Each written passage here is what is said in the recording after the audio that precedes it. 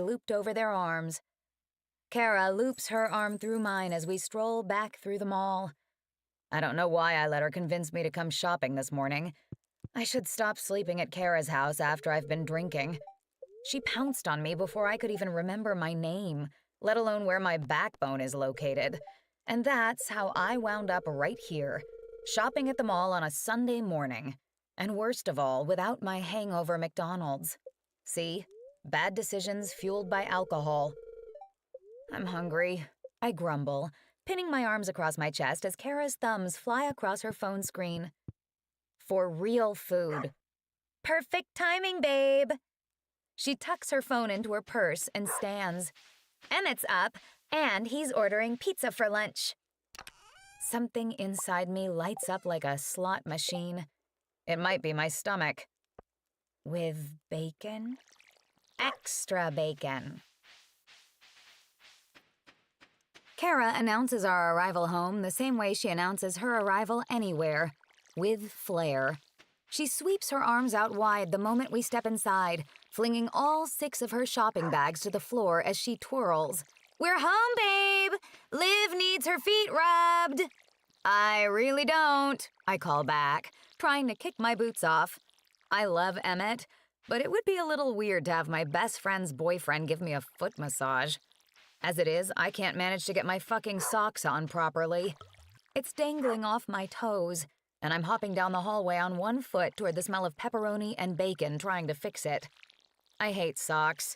I hate boots. I hate winter. My face lifts, nose in the air as I inhale and rub my belly with my free hand. Smells so good, Em. Come to mama.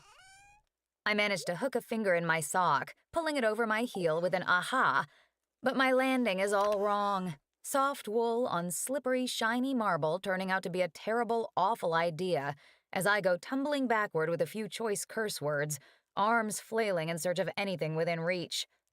Which happened to be a strong pair of arms. Extra muscly. Corded. Ooh, these forearms are fine as hell. They wrap around my waist, catching me before my ass can hit the ground, and warmth spreads outward from my belly as they right me on my feet. I stare down at the exceptionally large hand covering my torso, keeping me sturdy, and a shiver of anticipation dances down my spine at the words whispered against my ear. Hi, Mama. My hand slides slowly down his forearm, noting the stark contrast where my fingers curl around. Where I'm milky and soft, he's exceptionally golden and firm. Hot breath rolls down my neck, and I close my eyes as an enticing aroma swirls around me, hints of citrus mixed with the outdoors, like lime and musky cedarwood. I know exactly whose arms are around me, whose hands hold me close, whose lips linger by my jaw. I know all that, but it doesn't stop me from what I do next. With my body still locked in his arms, my head swivels in slow motion. Super slow. Exorcist style, even. I'm not sure my jaw has ever dangled so low. I could probably fit my whole fist in my mouth if I were inclined to try. My brother dared me to when I was 9, and I did it just to prove him wrong. When I spy those deep green eyes, that messy mop of chestnut waves, that infuriating, sexy, lopsided grin, I do the only logical thing. I shriek. I shove Carter Beckett off me and rocket so fast across the kitchen that my legs split. Emmett darts forward, hoisting me up via an arm around my waist while he howls with laughter, and my groin hurts so badly I just want to sink to the floor and cry in peace. With my pizza, obviously. I wish I'd recorded that, Kara wheezes, swiping at the tears free-falling down her cheeks. Carter, I bet that's the first time you've sent a girl running for the hills like that. Holy fuck. She gestures between me and Carter with a slice of pizza. That was the fucking best. My skin crawls as I take a plate and go about my business, trying, and miserably failing, to pretend Carter Beckett isn't hanging over my shoulder, watching me choose my slice. The heat of his body sinks against mine as he hovers above me, his palm on the counter next to me bracketing me in. You gonna hurry up and pick, Shorty? Big man's hungry. I'm determining which slice is the most bacony. Don't rush me, big man. Amusement gleams in his eyes. His face dips, breath touching the exposed skin where my shoulder meets my neck as he murmurs, I wouldn't dream of rushing you. All I want to do is take my time with you, Olivia. Oh, for God's sake. I twist toward Kara and Emmett, propping a fist on my hip. Which one of you neglected to tell me he was coming for lunch? Kara throws her hands up. I had no idea. Emmett guffaws. Like fuck you didn't. I texted you. His words die behind the palm Kara slaps over his mouth. The woman is a sucker for drama. And I can assume that's the only reason she's willingly put me and Carter in a room together again. That, or she just really wants to see me knock him down a peg or two. Give the people what they want, I guess. Carter's watching me, waiting for me to react. So I take the biggest bite I can muster while staring him dead in the eye before I strut by him and sink down to the couch. As luck would have it, he flops down beside me a whole 15 seconds later, flashing me a grin. His deep dimples are absolutely adorable. I fucking hate them. He nudges my shoulder with his own. I got more bacon. You did not. I lean into him, examining his plate. I mean, just in case, right? Damn it, I mutter when I see it. He chuckles quietly, placing his slice on my plate, replacing it with one of my less bacony ones. It's a sweet gesture, which is why I'm suspicious. He bought me a beer last night, and it sounded a whole lot like he was hoping that would equate to my mouth on one of his body parts later. It's just a piece of pizza, Olivia. If you want, I'll eat it. I tug my slice into my chest. Back off, Beckett. Kara tosses a container of dipping sauce on my plate as she strolls by. I dump the entire contents on top of my 2 slices. Carter watches every second of it, the side of my face heating under his stare. Can I help you? I finally ask. A small smile tips one side of his mouth. Nah, I'm good. He finishes 4 slices of pizza, walks back to the kitchen, grabs 2 more, and finishes both before I finish my 2. You're a slow eater, he remarks, leaning forward and dropping his plate on the coffee table. I try not to notice the way the muscles in his broad back ripple under his shirt. But damn it, I notice. I'm about to tell him I'm not a slow eater, he's just a garbage disposal. But the words get lost in my throat when he lifts my feet into his lap and pulls my socks off. His thumbs dig into my arch, and I'm eternally grateful Kara and I spent yesterday morning at the spa. Carter taps the crimson polish on my toes. Pretty. What are you doing? I finally ask, then moan when he digs away at a particularly sore spot. Carter's gaze hoods at the sound, and he works the spot harder. Kara said you needed a foot rub, so I'm giving you a foot rub. Should my response be no thank you? Probably. But here's the thing. He's got big hands, broad fingertips, a powerful touch. And I drank too much last night, which means I subsequently danced too much. And he feels so damn good. Jesus Christ. I accidentally whimper, folding toward him. Thank you. Don't mention it. If you're a fan of rubs, we can go back to my place. And you ruined it. I rip my feet from his magical hands and curl them under my butt. Why'd you have to ruin something so good? His gaze dips down me, then back up. I've been dying to ruin you. And trust me, it'd be so good. At my stunned expression, Carter laughs. Catching the Xbox controller, Emmett throws at him. You blush a lot, Olivia. Kara snorts from across the room. I'm sure it's difficult for you to wrap your head around, but she's not interested, Carter.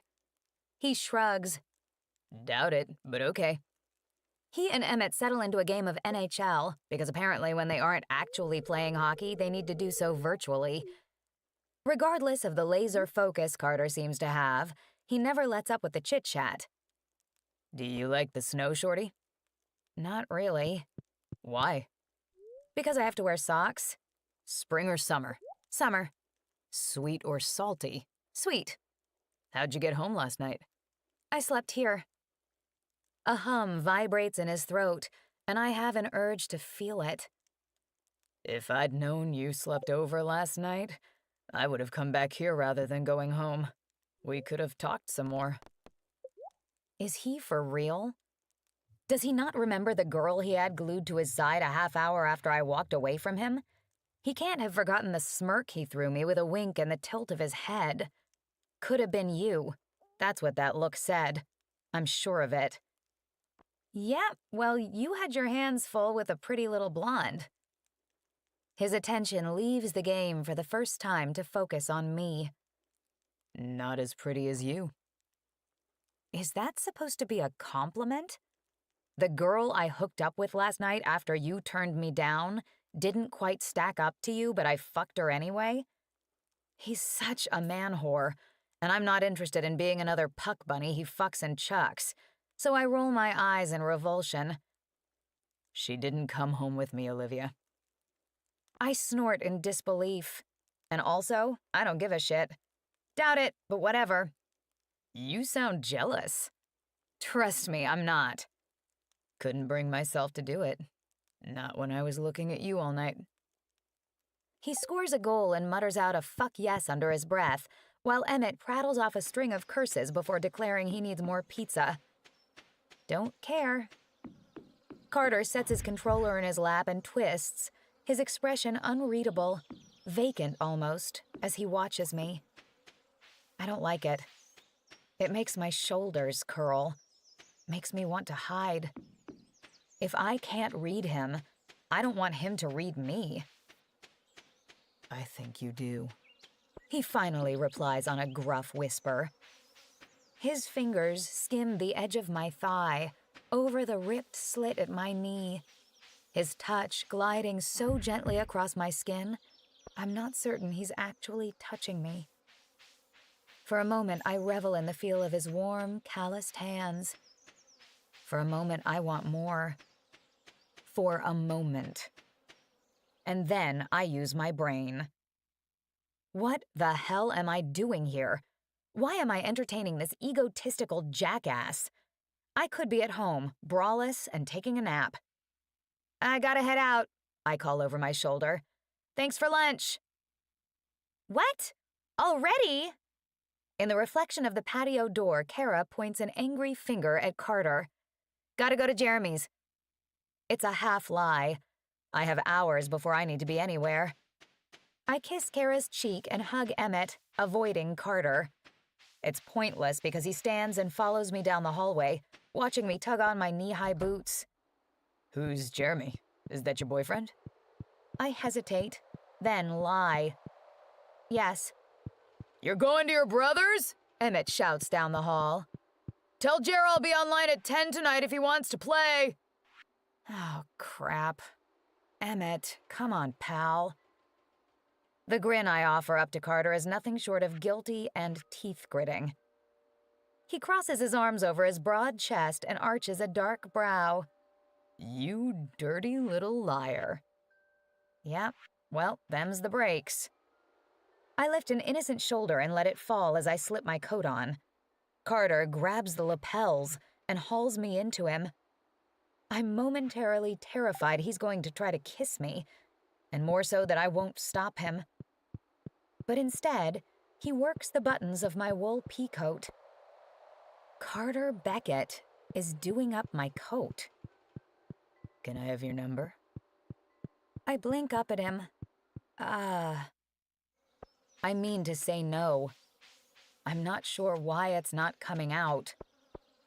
He sees my hesitation as an opportunity, and the man starts prowling toward me, backing me up with each of his steps forward.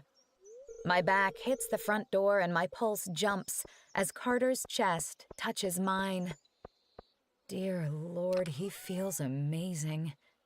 Warm and firm, broad and strong, and tall. Shit, he's so freaking tall. My vagina starts doing this little dance, like she thinks she's about to get some. She's not. His palm skates up my side, and my heart thuds a little bit faster when he untucks my hair from my coat and lays it over my shoulder. Tell you what, Shorty. I'll give you my number. I never give it out to girls. You'd be the first. There's an air about him, a smugness shining in his eyes telling me he thinks this is it. This will be what reels me in. Because you're special, Olivia. There it is. Is that really the best he's got? How the hell does this man get so many women to agree to sleep with him? Laying my palm over his collarbone, I apply gentle pressure, just enough to ease him back a step, and I follow him with my own. At the smile I give him, extra syrupy and just for him, his own grin grows, all dimples and megawatt. He's feeling pretty confident right now. I can't wait to tear him down. Yeah. I skim the tip of my finger over the neck of his t-shirt. My palm curves over the nape of his neck as I guide his face down to mine. His hands land on my hips, gripping me tightly as my lips graze his ear. And I hate how good he smells. There's an irrational part of me that wants to lick him like a freaking ice cream cone. It's gonna be a no from me. I watch that smug smile melt right off his handsome face before it disappears behind the door I slam. Damn, that felt good. Chapter 5. Is that my face? Olivia. I normally manage my lack of height well. I keep a stool in my office at work for whenever I need it, and I climb a mean kitchen countertop at home to reach the high things I don't use all that frequently. The problem is, after all these years, I still forget sometimes. I've pulled countless muscles trying to crawl up walls towards shelves, standing on tiptoes and reaching just a little bit higher, attempting to turn into Spider-Man and scale the volleyball net to disassemble it. Today is one of those days where it's me versus the volleyball net. The noises I'm making are entirely unholy, bordering on the edge of sounds I reserve for when I'm alone in my bedroom with my vibrating pocket boyfriend. And I keep glancing over my shoulder toward my office at one end of the gym. I can see the damn step stool right there, holding the freaking door open so I wouldn't forget it. I guess I got a little wrapped up in knowing today is the last day of school before Christmas break, and I'm about to have 2 weeks off with very little reason to wear a bra. Miss Parker. Amusement drips from my name the way it's sung, and I'm unsurprised that, again, one of my senior boys has stuck around to tease me. Want to come to a party this weekend? I barely spare the sandy blonde leaning in the doorway of the boys' change room a glance. Stop inviting me to your parties, Brad. I'm your teacher. Yeah, the best teacher. Brad saunters my way with the swagger of a man with all the confidence in the world. It's oddly reminiscent of Carter Beckett, and I shudder to think there might be another in the future as arrogant as him. Where do people find all this confidence? I'd love to party with you. So would the rest of them. He inclines his head toward the change room and licks his lips. I don't know if it's intentional or not. Probably because these boys are ballsy little piglets. I've got a strange urge to knee him where it hurts. But I resist, focusing on the task ahead, trying to get the stupid string out of the stupid loop so I can put the stupid volleyball net away and not think of it until next year. Brad's behind me a moment later, his chest brushing against my back while I try not to choke on his cologne. 1 spritz is fine. 7 brings me back to the spring fling in 8th grade where I had my first kiss. It was intoxicating. And not because the kiss was great, but because he wore so much cheap cologne I felt woozy. Brad puts me out of my misery, pulling the top string, and I watch one side of the net float to the ground. Thanks, I mutter, folding the length of the net into small sections as I move across the width of the gym. Brad strolls past me and leans against the pole that's still attached to the remainder of the net. Take it down, Brad, please. Aren't you at least gonna try first? No, I'm not, because that would be pointless, wouldn't it? My arms pin across my chest as I pop a hip. I'm a bit of an attitudey Judy, which, admittedly, makes me a good fit for the role of a high school phys ed teacher. My teens can handle my sass, and I can handle theirs. Take it down. Brad grins and pulls the net down. Geez, testy. He follows me to the storage room, propping himself up beside the garage-style door while I pack the net away. You know, my birthday's January 3rd. When we get back from Christmas vacation, I'll be 18. And I'll still be 25, his teacher, and super uninterested. Good for you. Happy early birthday. I slam the door down, slide the lock in place, and stalk off toward my office, tossing a "Merry Christmas, Brad" over my shoulder. But Brad doesn't take the hint.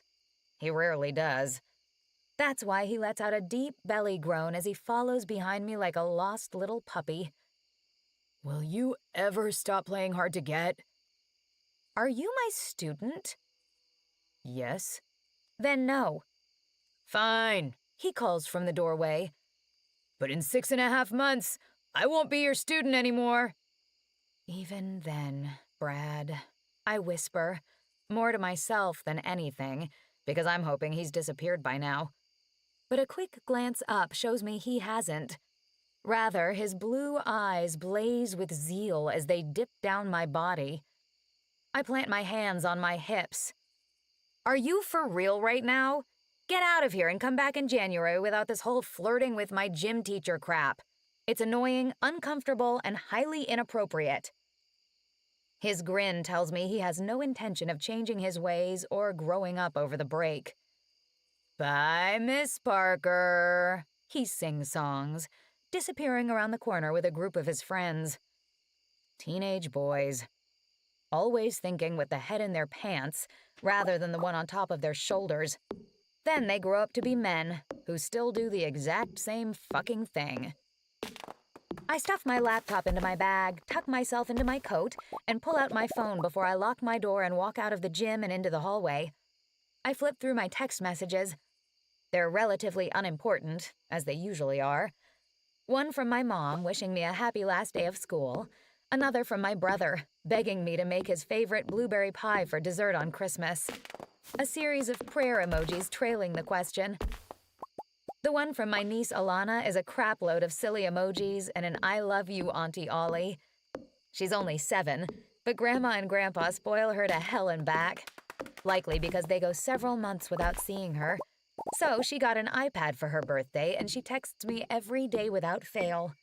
I don't mind. Those "I love you" texts make my heart swell. My gaze settles on a series of text messages from Kara, all of which start exactly at the time of the final school bell. I don't even have time to read them before my phone rings. How do you do that? I ask, sandwiching my phone between my ear and my shoulder as I dig my car keys out of my bag. How do you know the moment I have my phone in my hand? Call it a twin thing, Kara replies simply. We're not twins. We're not even related. We're soul sisters, Liv, and you know it. I climb into my car, turn the ignition, and listen to the engine struggle before it shuts itself off. Fuck me. I groan, giving it another go. You need a new car. No, I don't. Red Rhonda works just fine. Don't you, girl? I pat the dashboard, say a prayer, and crank the ignition once more. The engine roars to life, and I sink back in my seat with a sigh, waiting for the car to warm up. You're gonna run old Rhonda straight into the ground. Kara laughs. Anyway, I've got an extra ticket to the game tonight. Wanna come? We're going out for drinks after. Hockey game? Drinks? Tell me it's a dangerous idea without telling me it's a dangerous idea. I'll go first. I'll have to spend the entire evening pretending like I don't notice Carter, which is hard, captain of the team and all that. He's bound to have a girl or two hanging off him later, and that'll irritate me even though I already know he's a man whore. Plus, he probably won't even remember my name, which might piss me off more. I can only hold off on punching conceited assholes in the throat for so long. I'm pretty tired, is the response I give Kara. Not really, but I never turn down the opportunity to take off my bra, throw on my grubbiest sweats, and curl up on my couch with a good smut book or 4 hours straight of Netflix. Come on, all, she groans. Don't you remember how much fun we had last weekend? We're on vacation, let's party! Do I remember how much fun I had? Which part? Grinding all over Kara because being a respectable human 5 days a week is exhausting and I desperately needed to let loose? Or Carter Beckett telling me he wanted to fuck me silly and buy me breakfast? Maybe it was the 2-hour post-pizza and Carter nap, followed by 3 hours of Brooklyn Nine-Nine reruns after I got home from my brother's house Sunday night. I guess it was kind of fun.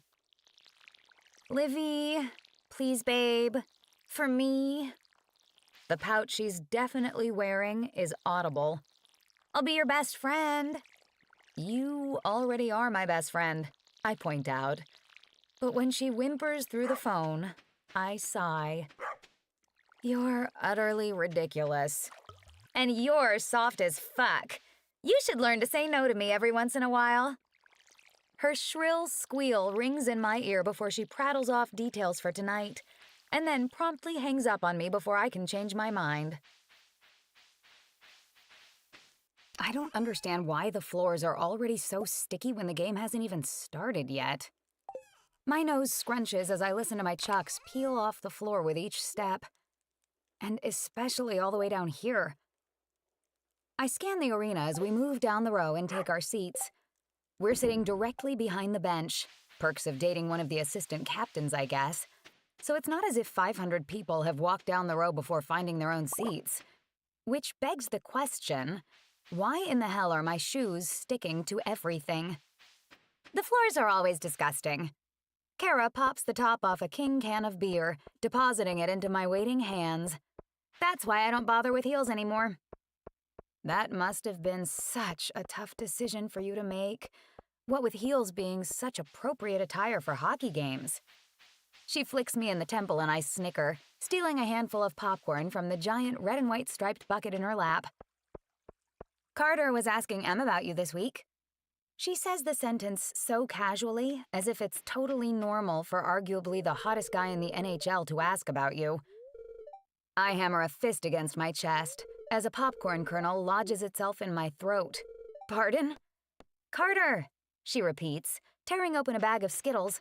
She dumps at least a third of it into her mouth and gestures at the ice with the flick of her wrist. Beckett! I follow her gaze, watching as the Vipers take their home ice for their pregame warm-up, and it takes me no time at all to locate the impossibly large frame of Mr. Beckett himself. He leaps onto Emmett's back, wrapping his arms around him, and their raucous laughter bounces across the ice before Emmett shakes him to the ground. It's an interesting sight, because Google may or may not have told me Carter has an inch on Emmett in the height department. No, I know who you meant. I tear my gaze away before he can see me. It's not lost on me that it's pointless.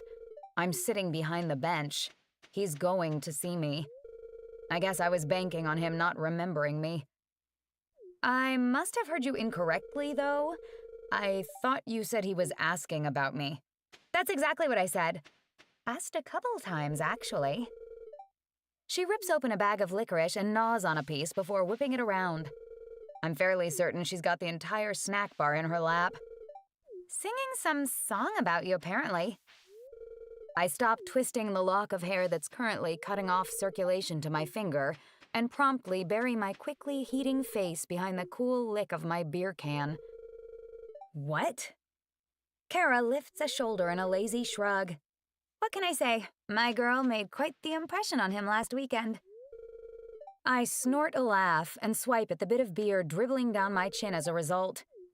You mean because he's never been turned down before? And 2 days in a row to boot.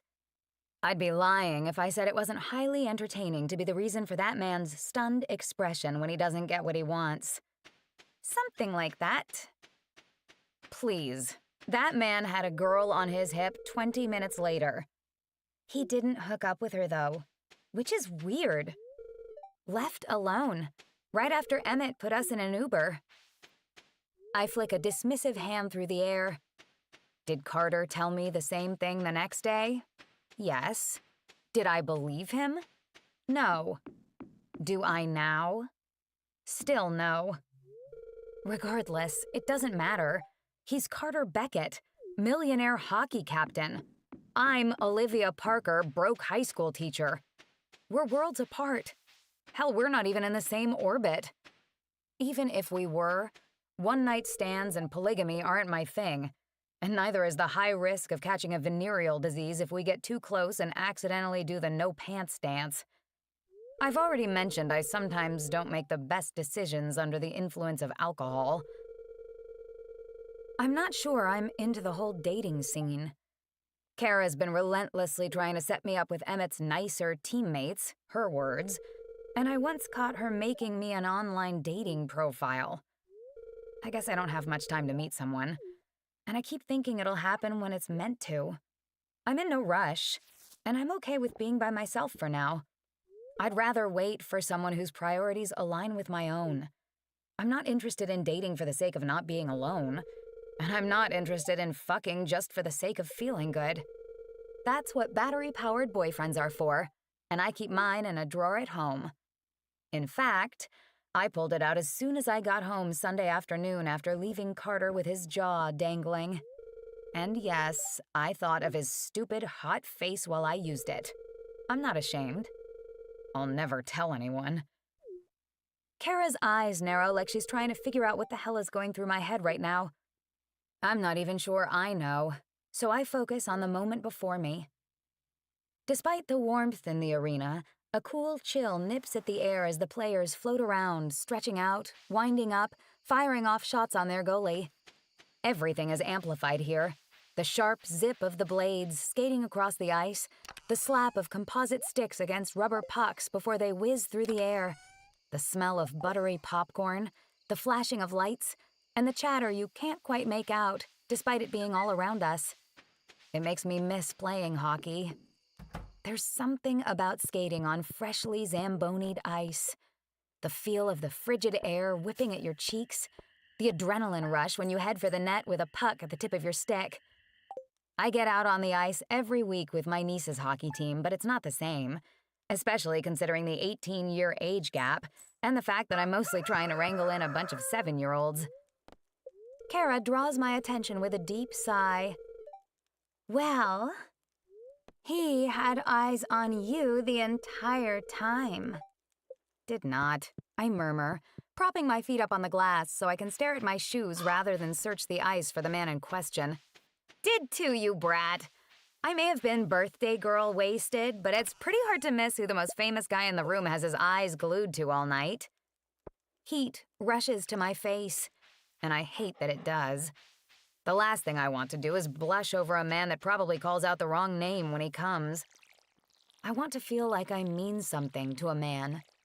Not like he's made it a challenge to get in my pants because I'm the first woman who didn't fall at his feet. Look, I'd be lying if I said there hadn't been a minuscule part of me that was tempted to take Carter up on his offer last Saturday night. It's been a while, and it's always nice to get politely drilled into the ground. According to Kara, These hockey men have amazing stamina and can go all night. And one as experienced as him must be absolutely mind-blowing in bed. Put me in a coma for a day or two, you know? I could use the chance to catch up on my sleep. I'll never find out, though. I shouldn't, at least. Right? No, Olivia, damn it. The last place I want to put myself is on the top of the stupid list. I'm sure he'll move on quickly if he hasn't already, is the lame response I finally give Kara. A body collides with the plexiglass in front of me with a bang, and my heart rockets to my throat as I yelp. My hand slaps down on Kara's thigh, fingernails digging in as my pulse thunders in my ears. Jesus, I mutter, one hand over my racing heart. Kara snorts a laugh. Move on quickly. Right. She nudges me with her elbow before wiggling her fingers at the person tapping the glass. Think you've got yourself a visitor. I know who it is. I can feel him there. My stomach twirls, and my heartbeat settles between my thighs. Why? I really don't fucking know. Other than this guy is sex on a pair of skates. And now I'm pissed off because I'm going to have to go home and give myself another underwhelming orgasm while I flick it to the mental image of this infuriatingly sexy man vying for my attention. Kara's mouth tilts with amusement. You're not looking, huh? I shake my head, frowning. Nope, can't. Olivia! Carter Beckett yells. It's unnecessary, really. For God's sake, I'm right here. There's that damn tapping again. The longer I ignore him, the louder he taps. It's incessant and irritating, and everyone around me buzzes with excitement, wondering why he wants my attention, and more than that, why in the sweet hell I'm not giving it to him. They don't understand. I may be entirely turned off by the way he carelessly collects women, but I'm only so strong. I'm afraid it might be possible to charm the pants right off me. If anyone can do it, it's him. Live, live, live, live, live, Carter chants, punctuating each call of my name with a tap on the glass. What? I whisper yell, finally spinning his way, throwing my hands overhead.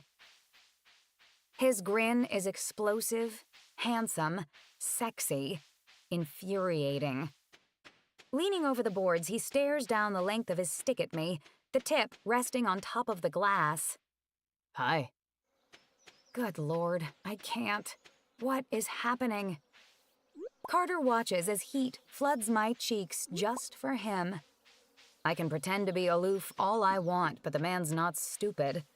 He knows I like what I see, and what I see is him. Standing there like a sexy giant in his equipment, grinning like a goofy idiot, those striking emerald eyes sparkling with mirth and a whole lot of arrogance. Carter knows what he does to me, and that right there will be my downfall. He leans closer, and I hate myself for inching forward, as if I want to be near him, like he's got a secret just for me. The corner of Carter's mouth lifts, revealing a panty-dropping grin as he props his chin on his gloved hand. I'm gonna score a goal for you. There's a sureness in his deep timbre, an arrogance that makes my stomach tighten with anticipation. With a wink and the shimmy of his hips, he skates backward and drops to his knees, spreading his legs as he stretches his groin and blows a big pink bubble, all without taking his eyes off me. You look like you're wavering, Kara mumbles around a handful of M&Ms. I manage to tear my gaze away from Carter, an impressive feat, because he's still staring at me, and I'm silently undressing him with my eyes, wondering how big the stick in his pants is. Bet it's huge, like the rest of him. Huh? I said you look like you're thinking about giving in to his mission to fuck you. Any hint of desire turns sour in my mouth, and my nose wrinkles as I cross my arms. I'm not a mission, nor am I looking to be the next girl pictured in the news getting down and dirty with Captain Syphilis over there. Half of Kara's popcorn goes spilling to the floor as she bends forward with a bark of laughter. You know, he's actually a total dork and really sweet when he's not trying to get into your pants. Right. Well, I guess I wouldn't know. I sink back in my seat and plant my feet back on the glass until they're perfectly positioned over Carter's face. He leans to his left, still smiling like a jackass. And what happened to all your warnings? You spent the better half of your birthday party reiterating him being bad news and telling me not to fall for it. You're sending me mixed messages, and it's confusing. Oh, he's definitely bad news. I love him to bits. But if I were a single female, I'd probably want to rip his dick off and ram it down his own throat. She motions at her crotch before pretending to stab an imaginary dick into her mouth. A soft smile touches her face. But then he does stuff like this. She tosses a piece of popcorn over the glass, and Carter catches it on his tongue, pink glob of bubblegum nowhere to be found, before he sing-songs his thank you, then promptly collides with Emmett in some sort of bear hug. The two of them go tumbling to the ice together, and when they finally make it to their feet, Carter whacks him on the butt with his stick. I swear, sometimes I feel like I have children. A giggle slips past my lips without my permission, and I'm thankful to leave the conversation behind when the game finally starts. It's easy enough because Kara's sitting beside me screeching at every play. She didn't know a thing about hockey before she met Emmett. Now I'm sure she'll be one of those crazy hockey moms, the kind who berate the refs until inevitably getting red-carded. Oh, come on, ref! She bangs the glass with her fist. Don't you have a wife to go home and screw? Quit screwing my boys! Carter hops over the boards, smiling at me before he turns and plops down on the bench. 2 minutes later, he lines up for a face-off, bending over, stick across his knees, perfect hockey butt in the air. And he smiles at me. He skates by the bench, smiling at me, squirts water into his mouth, smiling at me. All I can focus on is his tall, broad body moving fluidly across the ice. The quick, effortless cross of his feet, one over the other as he tears down the ice, his stick in front of him, puck on the tip. He's constantly yelling, commanding attention, leading his team, cracking jokes with players on both sides. And when he's not doing that, he's looking at me. Halfway through the second period, Carter calls for the puck at the red line, hammering the blade of his stick on the ice. He takes off like lightning, twirls around a defenseman, leans forward on one foot as he winds up, and lets that puck fly. My mouth hangs as the puck whizzes by the goalie's head, his catcher coming up a split second too late. The buzzer's already blaring, and the warm spot between my thighs is already wet. I mean, what? No, the ice is wet. No, that's ridiculous. I squeeze my thighs together, watching Carter throw his hands in the air with a scream that echoes through the arena as his teammates' bodies collide with his against the board. He skates by the bench, knocking gloves with every player, spraying ice in the air when he comes to a full stop. And his bright gaze locks with mine. His stick lifts in slow motion, pointing at me. Carter Beckett points his damn stick right at me. And he winks. He fucking winks. For you, his perfect lips mouth to me. Oh, no. The cameras pan my way, my vision bursting with flashing white lights as I slink so far down in my seat, fingers creeping up my face, burying it in my hands. But Carter's not done. Oh no, of course not. He wouldn't be Carter Beckett if he simply ended it there. He jumps onto the bench, gloves pressed to the glass, grinning down at me like a stupid, sexy idiot. "You like that, Olivia?" he hollers. "That was for you." By far the worst part, though, My crimson face all over the motherfucking Jumbotron. Chapter 6.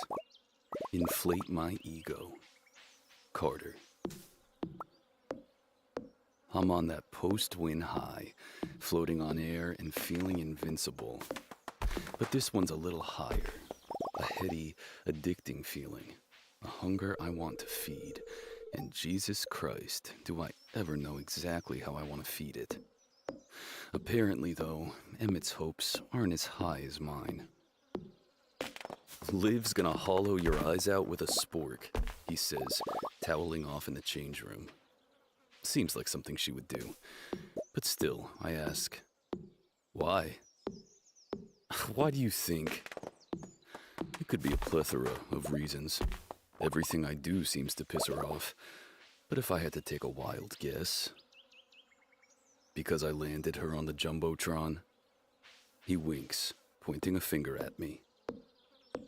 Bingo. I sweep my arms out with a grin. I only showed the world how beautiful she is.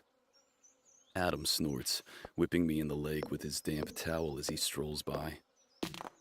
That's good. Save it for when she's jabbing your eyes out with that spork. Might be your saving grace. Emmett shakes his head, but laughs. You also told the entire world her name. Oh, come on. I plant my hands on my hips, because really, if I can't name her in the post-game interview when one reporter asked who she was, then what the fuck is this all about? What girl wouldn't love that? I'm trying to win points here, and personally, I think I'm off to a good start. I could read her fury from a mile away. Why was she furious? Because I'm relentless and I drive her nuts? Possibly. But I think it's mostly because she wants me, and she fucking hates that she does.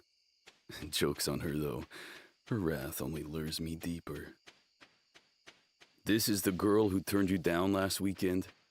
Garrett jumps to his feet, tugging his slacks up his legs and over his hips. Emmett smiles at the ground. Twice. She didn't turn me down. I ruffle my wet hair with my towel before shoving a toque over it. Twice.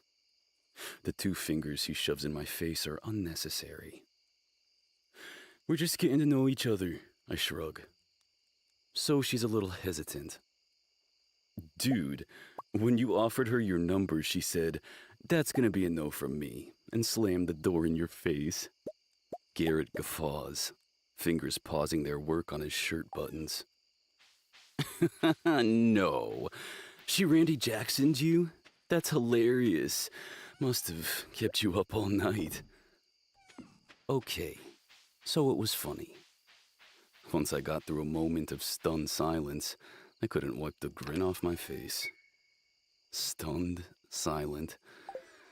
That's what that woman does to me. Fucking stuns me. I don't have a single clue why. She's gorgeous as hell, but I'm not new to pretty women. There's something about her that's piqued my interest.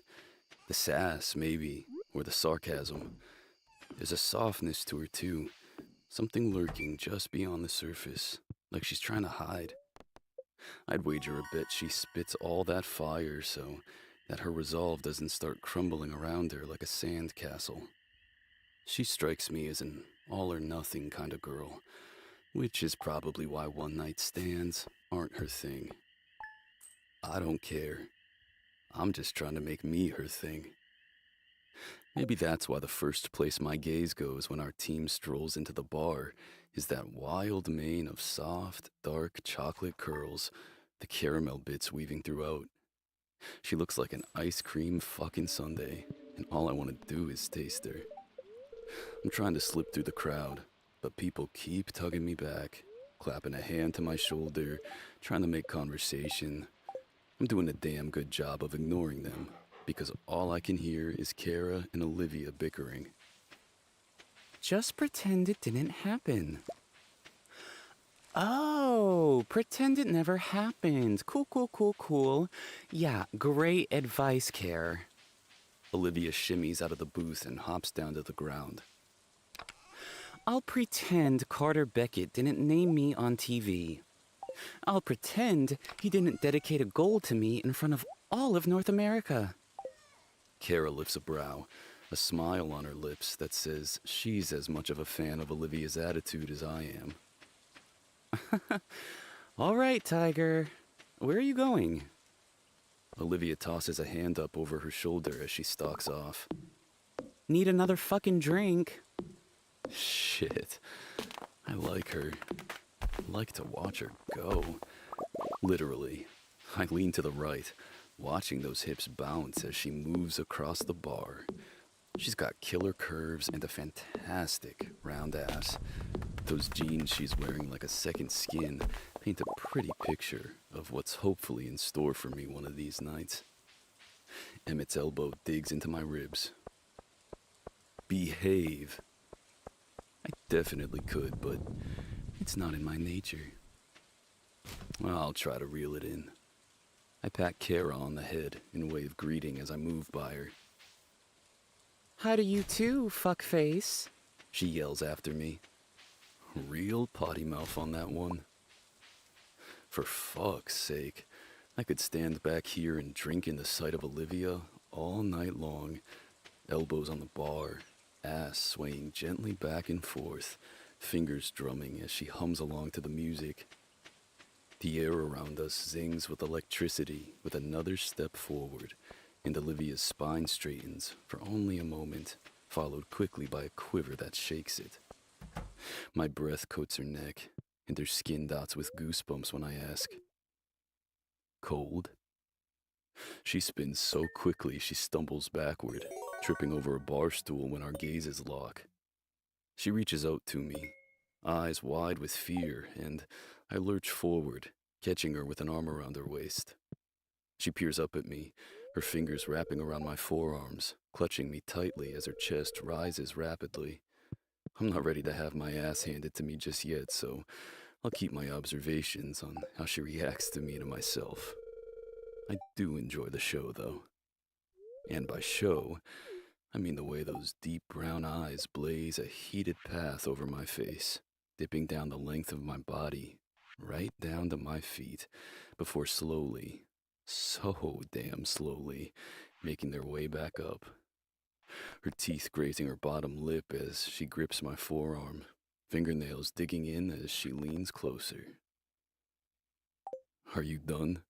I finally ask. Olivia tilts her face up, leaning way back. There's gotta be nearly 1.5 foot height difference here. Her eyes bounce between mine, brows just barely pulled together in question. Are you done, Olivia? I repeat, releasing her waist, slipping my hand over her hip before prying her fingers off my forearm. She's left marks, but I don't mind. In fact, I like it. I'll let her carve her goddamn name into my skin if it gets me what I want, and what I want is her. Checking me out? Her lips part, head wagging. What? I wasn't checking you. What? Well, fuck me sideways and call me Sally. This is a first. She sure knows how to pump my ego when it doesn't need pumping. Except when her gaze settles on my self-assured smile. She rips her hand free from mine and spins back to the bar, right back to ignoring me like it's her job. If it was, she'd be a pro. I'd hire her and pay her damn well. Resting my forearms on the bar, I let my shoulder brush hers, 'cause getting a reaction out of her is fun. Also, I like touching her. She smells good, and she's warm. Olivia glances my way, and I flash her a grin. I'm rewarded with her signature eye roll before she sidesteps away from me. It's cool.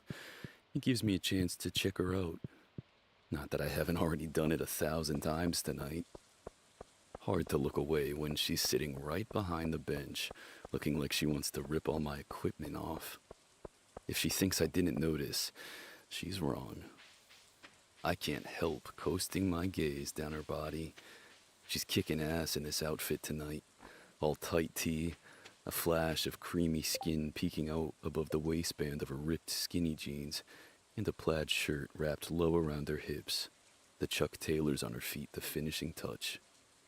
I follow the swing of her hips when she juts one out, and my eyes fall to her stellar tits when she pins her arms there. I wouldn't mind fucking those tonight. When she arches one perfect-shaped brow, I smile. What? You can look, but I can't? I prop my chin up on my fist. Those are called double standards, Olivia. Gender equality and all that. Her lips purse like she's trying her damnedest not to smile. I wish she would. I caught her doing it with Kara during the game, and it lit up the whole place. Wouldn't mind being the reason for one of them. She's still not talking though, so I look at her some more, watching her squirm under the intensity of my stare. She's nothing like the women I'm usually surrounded by. Those women love showing off. Every glance shot their way only fuels their fire. Olivia seems like she wants to sink under a bar stool and die, which is insane. She must get these looks everywhere she goes. Reaching out, I finger the wrist cuff of the soft flannel plaid wrapped around her, enjoying the way the muscles in her stomach clench at the proximity of my hand. How is it that, as absolutely insane as your outfit was last weekend, you look even better in this? Taking hold of both hanging sleeves, I haul her toward me. She comes willingly, I think, fingers gliding up my forearms. I mean, plaid shirt, ripped jeans, and a pair of Chucks. Come on. I groan, dropping my head back. You're a goddamn masterpiece. I could just take you home and cuddle you all night long on my couch. What's that term? Netflix and chill? I wind the sleeves around my fists and step into her, bending my neck until the tips of our noses graze. Come on, Olivia. Let's do it. The lashes she peers up at me from beneath are ridiculously thick, ramping up that whole fuck me factor, and I tap the corner of her mouth, right where it's quirking. If I didn't know any better, I'd think the way you're gnawing on your lip right now is your desperate attempt at biting back that smile of yours. Come on, Liv. Let it out. Let that bad boy shine. Olivia's grin explodes across her face, likely without her permission. She lets out the sweetest little giggle before slapping a palm across her mouth. Oh, fuck, she whispers, twisting away. It's unfortunate that at that moment the bartender steps up, setting 2 pints down in front of her. Her face lights up as she reaches for her back pocket, but I slap down a bill and grab the beers, evidently wiping any trace of a smile off her beautiful face. Hey! Olivia's brows pinched together. What are you doing? Those are for me and Kara.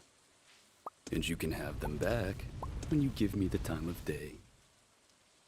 I don't need to give you anything, and I certainly don't need you to keep paying for my drinks. Fists meet hips. Those whiskey eyes narrow dangerously. Olivia packs a surprisingly ferocious punch. I have a job, you know. Does your job pay $13 million a year? I'm not impressed by how much money you make.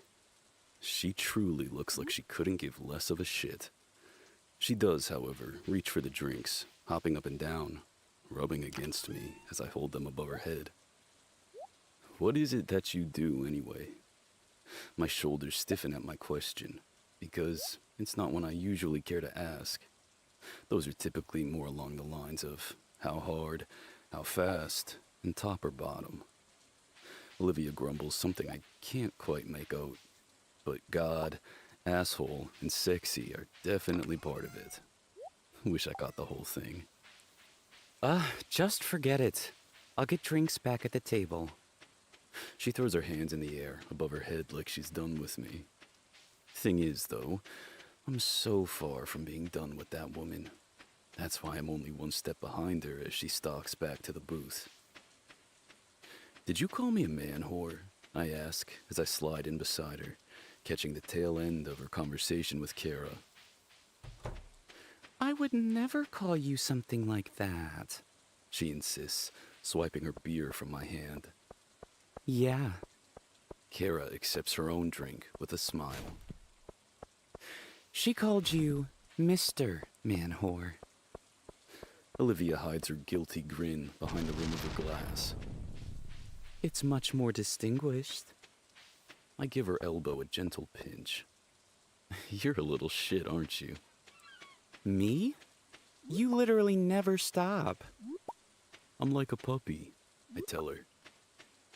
Annoying, untrained, and requires a lot of work. I lean into her, dropping my voice. I'm exceptionally cute, and I thrive on attention. Another giggle. Genuine, sweet, and light, making me smile. That's two, I point out. To what? 2 laughs I've gotten out of you tonight. Her brows rise as she takes a sip. Are we keeping score?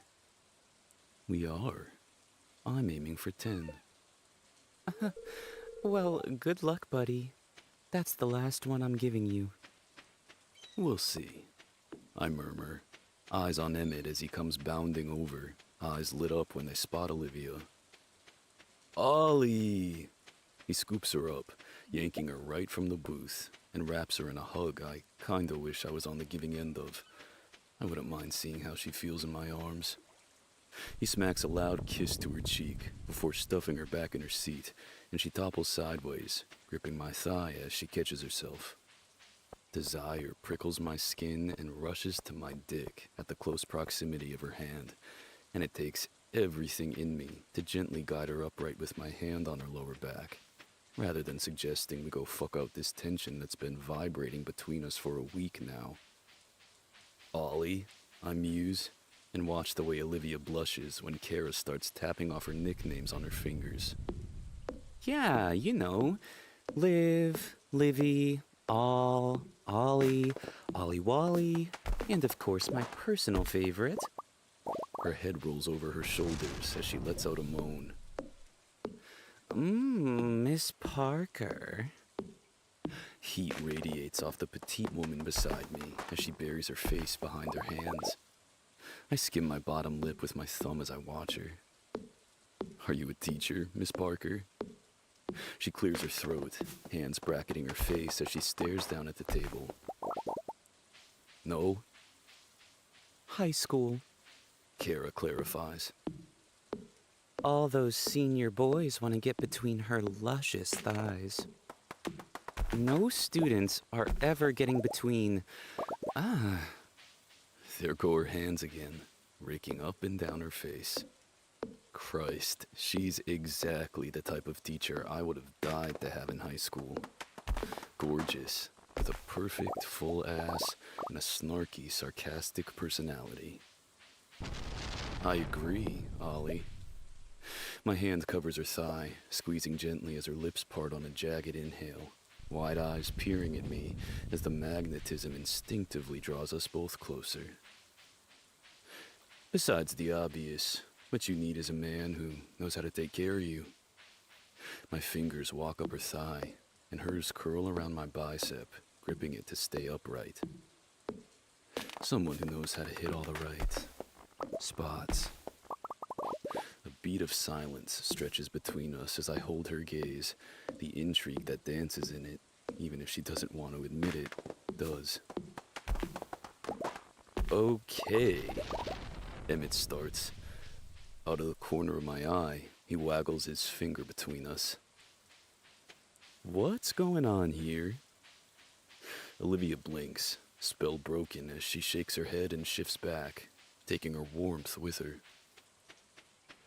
Nothing. She insists, at the same time I declare, Ollie's playing hard to get.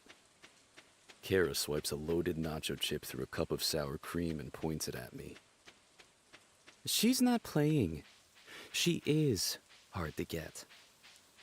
Olivia jabs my shoulder. And don't call me Ollie. We barely know each other. Right. Okay. I slide out of the booth and tug on the tie around my neck, pulling it loose and stuffing it in the pocket of my coat that hangs off the booth. Olivia watches the whole thing with pinched brows, like she wants to know what I'm doing and where I'm going, and I'd love to see the look on her face as I turn my back and walk away. You taking requests tonight? I ask the DJ in the corner of the bar. I've got some work to do. He laughs, and when I'm done making my request, I head back to the booth. Olivia watches as I pop a few buttons free around my neck and shift my sleeves up to my elbows. I hold my hand out to her. Well, let's go. Pardon? I gesture behind me with a flick of my head, beckoning her with a curl of my fingers. Come on. Let's go. Her cheeks pool with angry heat. I've already told you I'm not going home with you. You are unbelievable. My palms hit the table with a groan, sliding slowly across the wood, head dipping so her eyes are level. Yes, you've made that abundantly clear. We barely know each other, as you've said, so we're going to start. Another curl of my fingers. Dance with me. But I... Her head swivels as she looks to her friend for help. Kara shrugs. I don't dance. Olivia blurts. Patently untrue. I watched you dance all night long last weekend. Trust me. I rub my tired eyes with my hand, half burying my next words. Couldn't take my goddamn eyes off you. She prefers to be halfway in the bag before she starts wiggling that ass of hers, Carter. Kara chimes, chomping another nacho chip. She's only on her second beer tonight. Okay, so you don't dance. I wind her hanging plaid sleeve around my fist, giving it a gentle tug. Come on, Liv. I flick a heated gaze to hers. An invitation. Do you turn down challenges as well? There it is. The bite of her teeth into the pink flesh of her bottom lip. That quirk in the corner of her mouth that gives way to a slow explosion. A grin that ignites her entire face. She slips her tiny hand in mine, and I know I've got her. Chapter 7. So easily goaded. Olivia. I wish it didn't feel so good. My hand in his. Long, broad fingers thread through mine, swallowing me up and tugging me out of my seat, through the crowd covering the dance floor. The size difference in our hands alone is staggering, and I find myself thinking of all the ways he could put that hand to good use. The thought itself sends a shiver of pleasure rocketing down my spine. Which is why I didn't want to do this in the first place. I don't know why it feels nice when he touches me, or why I'm constantly drawn to his wide, goofy grin, the way he carries himself in such a carefree manner, so relaxed, confident, and in control. For some reason, I'm afraid if he gets me alone for too long, I'll let him come knocking on the walls that are definitely not sturdy enough to keep him out. He belongs here, on the other side, no emotional attachments, because that's the last thing anyone wants to do with a man who has no inclination to settle down, get emotionally attached. Carter clears his throat, drawing my gaze up his back, over the broad expanse of his shoulders before he turns. Madam? With a charming, crooked smile, he takes a small bow before he hauls me into him. My fingers clutch at his, and I carefully lay my free hand over his shoulder. There's a gleam in his eyes. a tiny crease hidden between his brows as he stares down at me. And for a moment, I wonder if he's as confused as I am. Is this okay? His quiet words roll down my neck as his warm palm presses into my lower back. My throat tightens as his touch sears the exposed flesh above the waist of my jeans, and I tip my head in a nod. What did you think of my goal tonight? It was a beautiful goal, I admit on a sigh. He was a first-round draft pick at the age of 18, and he cinched the title of captain at only 22. Today, he's one of the highest-paid players ever. Carter is truly a phenomenon in the hockey world. His face beams with pride. And the celebration? What about it? His face dips, fingertips pressing firmly into my skin. I dedicated it to you. Apprehension knots in my belly, the same way it did when I saw my face all over the big screen. You mean when you landed my face on the Jumbotron? When everybody around me started wondering who I was and if you'd finally decided to settle down? Or when Sportsnet said I was pretty enough, but not the typical swimsuit models you fuck? His eyelids hood, his voice a husky timbre. You could be a swimsuit model if you wanted to. He's just not getting it. I know that's meant to be a compliment, but it irritates me further. This is clearly just a fun game to you because I turned you down last weekend. I'm a human being with feelings who has zero desire to be objectified on national television.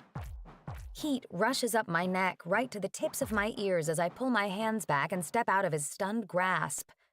Not all of us thrive on attention, Carter. Some of us actively avoid it. Another step back, and I'm about to thank him for the dance and excuse myself when his hand catches mine. Hey, He urges softly. I'm sorry, Olivia. I didn't mean to embarrass you. Guess I was excited to see you again and wanted to let you know. Extreme gestures are kind of my thing, and, He slips his fingers below his toque, scratching at his head. I don't have a fucking clue what I'm doing here. I don't either. I don't have to wonder if this is his usual MO. If it were, he'd probably be better at it. Carter's throat works with his swallow as he flicks a gaze down at our joined hands, then back up. A silent question. Will I keep dancing with him? At my cautious step forward, a grin detonates his face, and he yanks me into him, holding me close. And when the music shifts, the familiar mellow strum of a guitar drifting around us, my body stills. A laugh puffs past my lips as John Mayer starts singing about a woman named Olivia. Did you request this song? His tongue pokes the corner of his mouth with his guilty but proud grin, and instead of answering, he toes me closer until our bodies meld together. My eyes flutter closed when his mouth dips to my ear, and a tingle of desire lights every one of my nerve endings on fire when he takes my hands, draping my arms around his shoulder, and buries the lyrics in my shoulder, singing softly and so deep. Fuck, I've had this song stuck on repeat for the last week. Do you like John Mayer?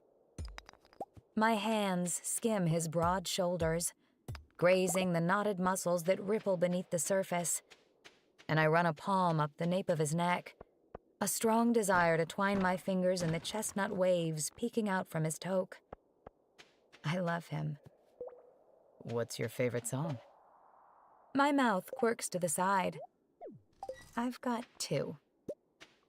Give me your most favorite first. My face warms as I avoid his gaze. Slow dancing in a burning room. A slow, sad song. Two people who are destined to fail together. Kind of like whatever the hell it is we're doing right now. There's no way this ends well. It's bound to go up in flames. We're just denying the inevitable. I'm not sure Carter sees it the way I do, because he simply makes a pleased sound and murmurs, Good song. Second favorite? bigger than my body. My jaw slams shut at his immediate reaction. The piss-poor job he does of smothering that damn snicker snort of his as his exceptionally large body shakes beneath my hands. My eyes narrow.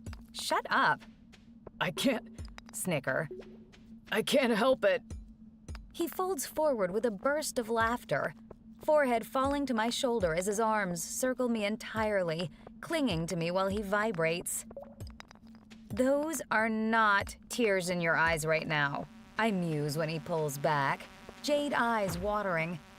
He wipes his face on his shoulder, inhaling sharply. You walked yourself right into that one. You know you're tiny, Ollie, right? I'm not. I stick my nose in the air. What I lack in height, I make up for in attitude. That's what my dad says anyways, and I tend to agree with him. You don't fucking say. Carter hums, amused gaze set on me. How tall are you? 5'3". I lie without hesitation. Bull fucking shit. He chuckles, the bronzed skin around his eyes crinkling. He pulls back, letting his gaze coast down the length of my body. I'm giving you 5'1". A growl rumbles in my throat.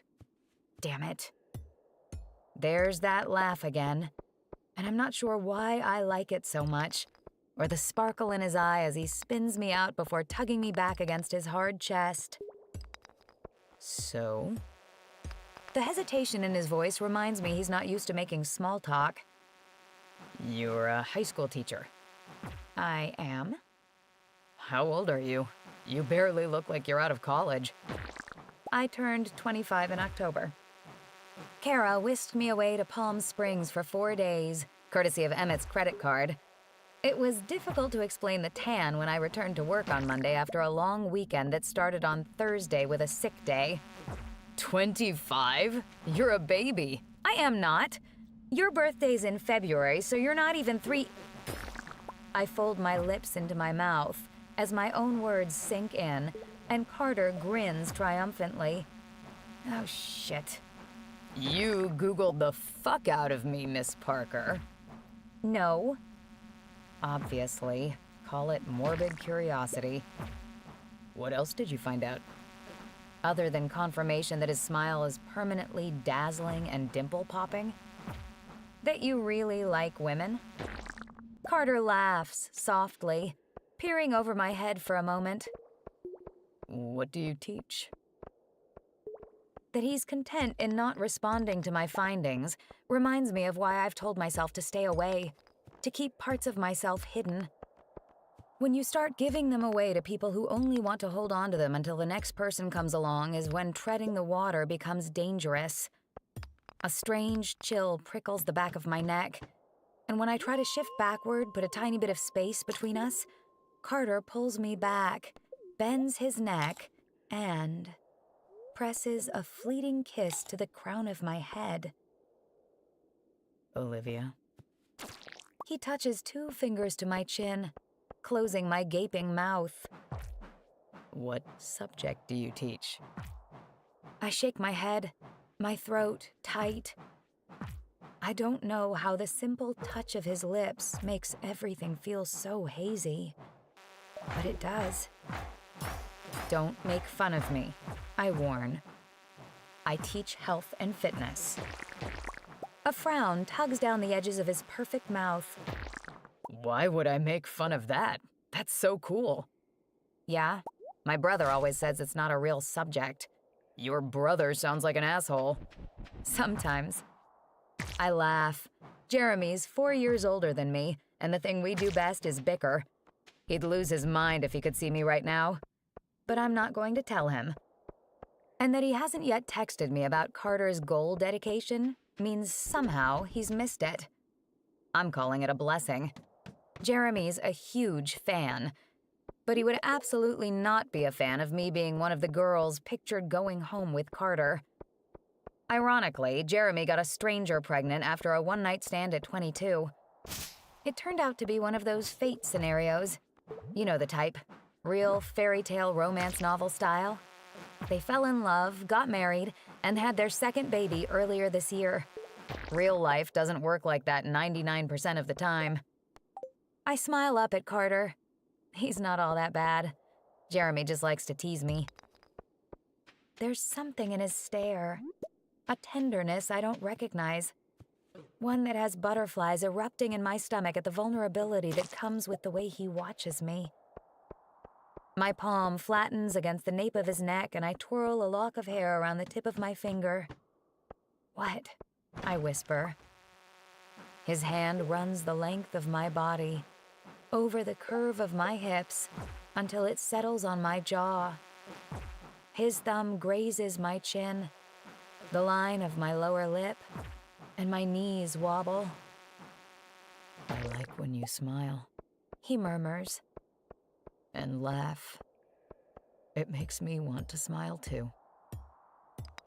I don't know what to say to that. He's not at all being the man he lets the media paint him to be, or even the one he was last weekend. He's throwing me off my axis, and I'm not used to the instability.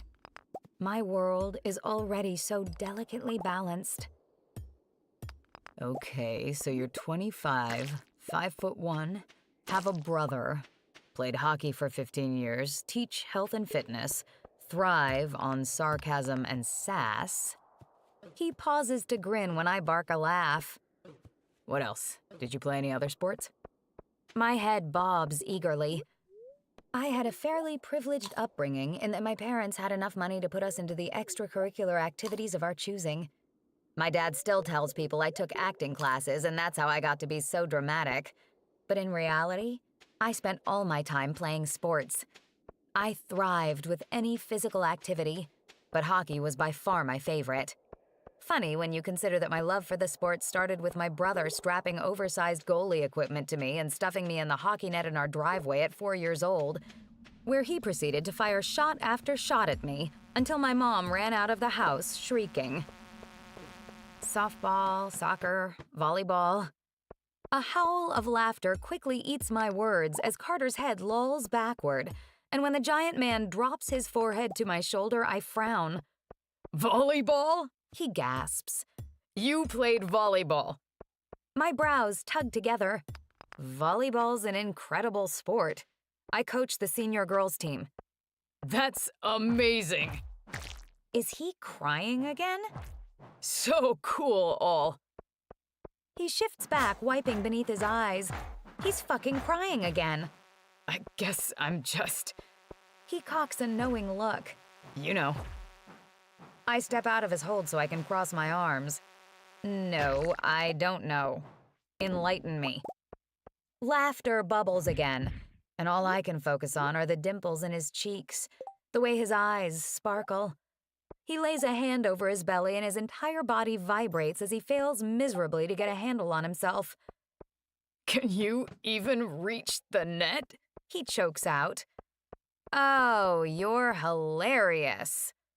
2 hands on his firm chest, I give him a shove, and he catches my wrists.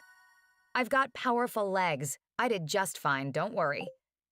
He hauls me into him as he takes his lower lip between his teeth. His hand sinks into my hair at the exact moment my fingers twine around the silky curls at the nape of his neck, and he hums. Powerful little legs. You're incredibly annoying. A shiver of delight steals my breath as his palm skates down my side, curving over my hip. Carter cups my jaw, his thumb sweeping over my cheekbone as his half-lidded gaze drops to my lips. And yet, I think I'm winning you over anyway. My breath comes in a shallow burst. I don't like you. His tongue peeks out, touching the split in his bottom lip that's almost fully healed. and my eyes track the movement. His breath is warm as it mingles with mine. And for a moment, I swear I can taste him. For a moment, I want more. You may not like me, but your body sure as hell does. The way your fingers are holding onto my hair for dear life right now tells me so. My eyes widen as the reality of our position sinks in. The intimacy, the two of us tangled together, his mouth an inch from mine. What's worse, we're still slow dancing to a song that's ended who knows how long ago, while the rest of the dance floor is covered with people gyrating. Oh. My hands fall from his shoulder, his hair, and I take a step backward. Oh. Hey. He chuckles softly. Come here. His fingers lace through mine and he gives me a gentle tug, towing me over to the bar where he pulls out a stool and promptly sets me on top before taking a seat next to mine. You're about to spiral. I'm not about to spiral. I might be about to spiral. You're about to spiral, Ollie. I don't have to know everything about you to see that you're the type of person whose brain is always racing, overthinking. That's not... I tuck my hair behind my ear, gaze fixed on Carter's hand an inch from mine on the bar. It feels like a lot of pressure. What does? Everything. Pressure to give in, pressure to not give in, pressure to fit the mold of all the women who've come before me, the ones that will come after me, pressure to be different and unique while also fitting in. With Carter next to me, everybody's watching. Everybody. The fans at the arena, the sportscasters, his teammates here at the bar. Everywhere I look, eyes are on us, watching to see what we'll do next. I don't know how to put it into words. My gaze rises slowly to meet his, and somehow, he knows. He tips his head in the direction of the door. Wanna get out of here? The second I open my mouth, he slaps a palm across it. Not back to my place. Let's go get something to eat. I ate at the game, I blurt. You did not, liar. Kara stuffed her face with half the snack bar, and you had one handful of popcorn. I had my eyes on you the entire time, and I got shit for it after the game. No, you didn't, I muse. He chuckles, tracing the shape of my hand with his finger. Coach said we don't pay you 13 mil to make googly eyes at pretty brunettes. He grabs my hands, pulling them to his chest. Come on, get something to eat with me, please. It doesn't have to be anything crazy. We can get fucking street meat for all I care. It's loud in here, and I like talking to you. Please, Ollie. Please, please, please, please. One gentle cheek poke for every please. He grips my chin, giving it a little shake. Please. So annoying, I grumble, swatting his hand away. His chin hits his fist and he wags his brows. Annoying or endearing? Annoying, definitely.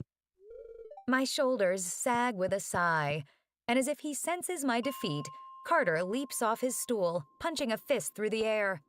Aha! I've fucking cracked her! He grips my waist, spins me in the air, drops me to my feet, and peppers my entire face in kisses. His fingers lace through mine, tugging before I have time to comprehend what's happened. I promise, Ollie, you won't regret it. I have a serious love-hate relationship with the giggle bubbling from my chest, and I need to get a hang on it before I go anywhere alone with this man. I'm not going home with you. He holds up 2 fingers in a promise. I won't even ask. Okay. Well, I have to use the bathroom first. He pops a quick kiss to my cheek. I'll go get our coats. I pat my red cheeks with some cool water over the bathroom sink, trying to bring the fire brewing there down to a simmer. It doesn't work. I feel hot all over. My lady bits are excited. my vagina rubbing her metaphorical hands together because she thinks she's getting some tonight. It's highly probable at this point.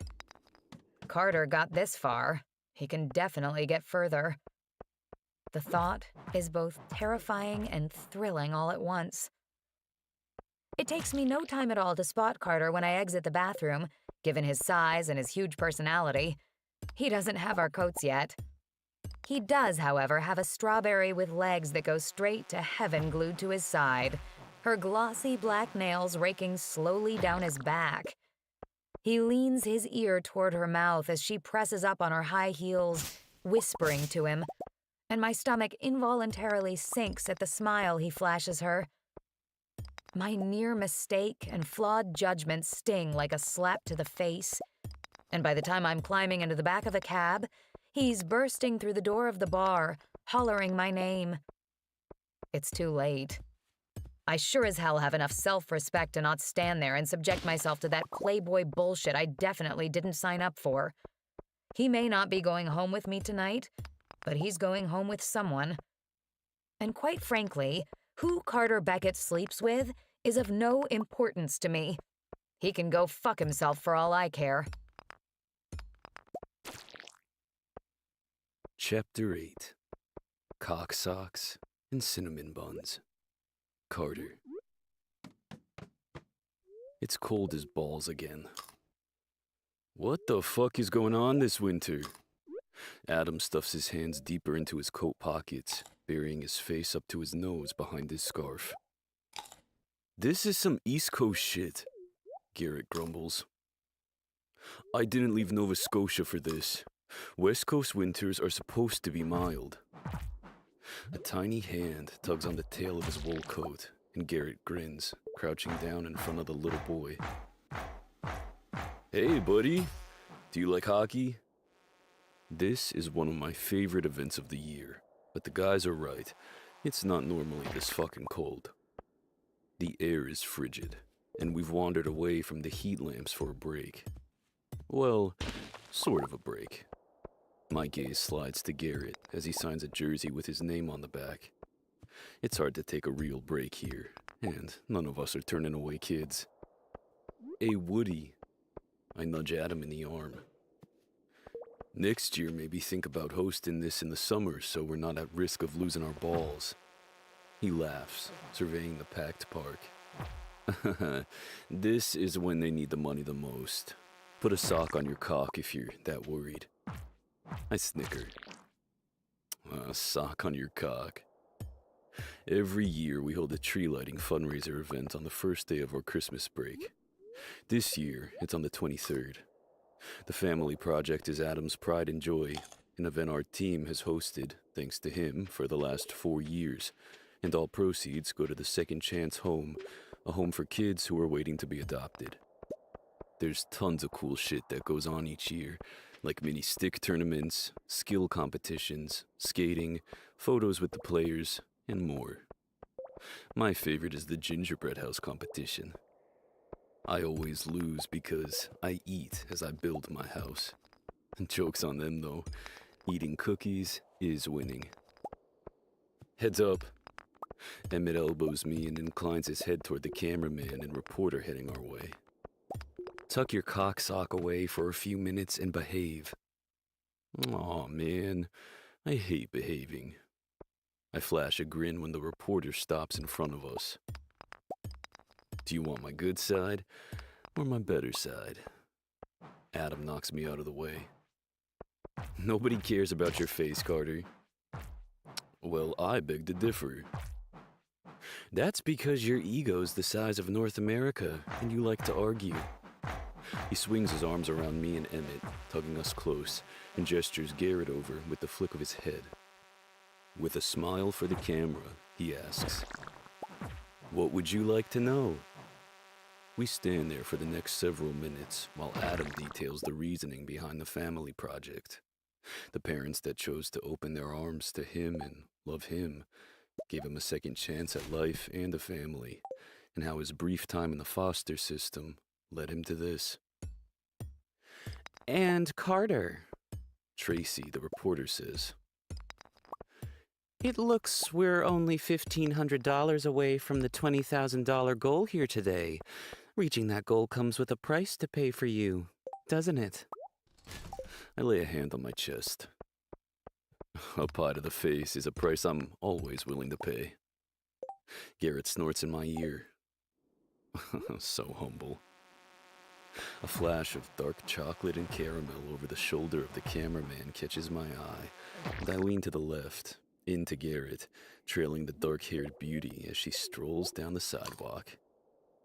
Well, I'll be fucking damned. Tracy gives me a quizzical look. Pardon? Nothing.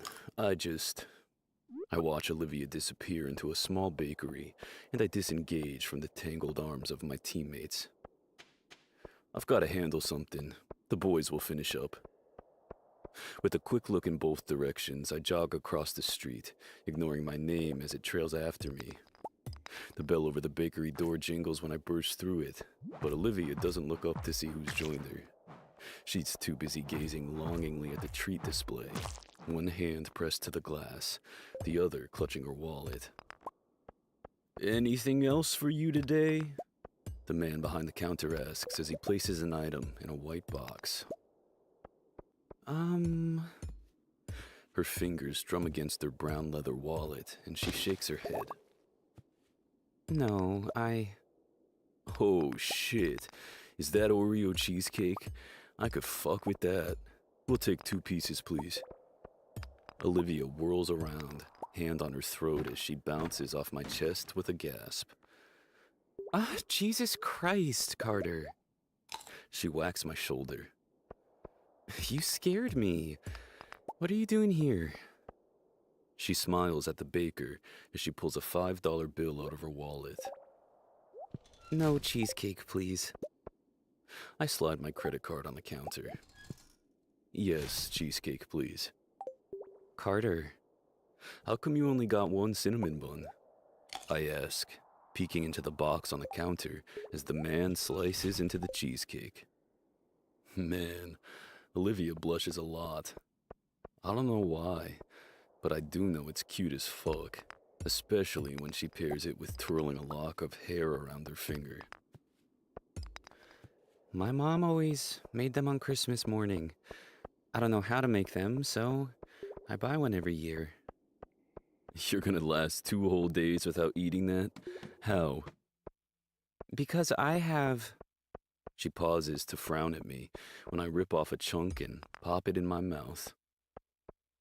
Self-control. Oh, not me, I mumble, then swallow. Holy fuck, that's good.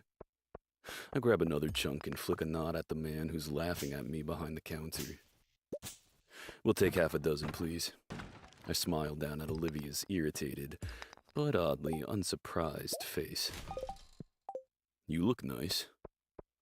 She looks down at her outfit, her leggings and chunky leather ankle boots, the oversized hoodie beneath her open wool coat, and, you guessed it, she blushes. I give her hair a gentle tug. My favorite part is the toque. I chuckle as a mitten goes tumbling from her pocket, and I pick it up by one of the floppy ears. And the puppy mitts. She takes the boxes from the man with a smile and a thank you so much, then follows me outside. Does your mom not make cinnamon buns on Christmas morning anymore? I ask, as I offer her half of the one I'm currently eating. She shakes her head, and I shrug, shoving the rest of it in my mouth, licking the gooey cream cheese frosting off my fingers. My parents live in Ontario, so I don't see them for Christmas. Can you visit? I could, but they're semi-retired and travel all winter. My brother lives here, so I have dinner with his family. You spend Christmas morning alone? I don't like that. Why doesn't she spend the whole day with her brother? Or what about Kara and Emmett? Isn't that kind of lonely? She lifts a shoulder and lets it fall. I'm used to it. Her gaze coasts down my body and back up. What are you doing here, Carter? I tipped my head across the street. Fundraiser. And what are you doing here? Well, I saw you walking, and, I scratched my temple. Why did you bail on me on Friday night? Something uncomfortable and foreign twists in my stomach. I thought we were gonna go get something to eat.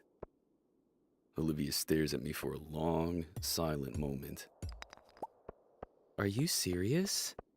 You bailed on me. What do you mean? You left without saying anything. She rolls her eyes. Because I came back from the bathroom to you with another woman all over you, Carter. What?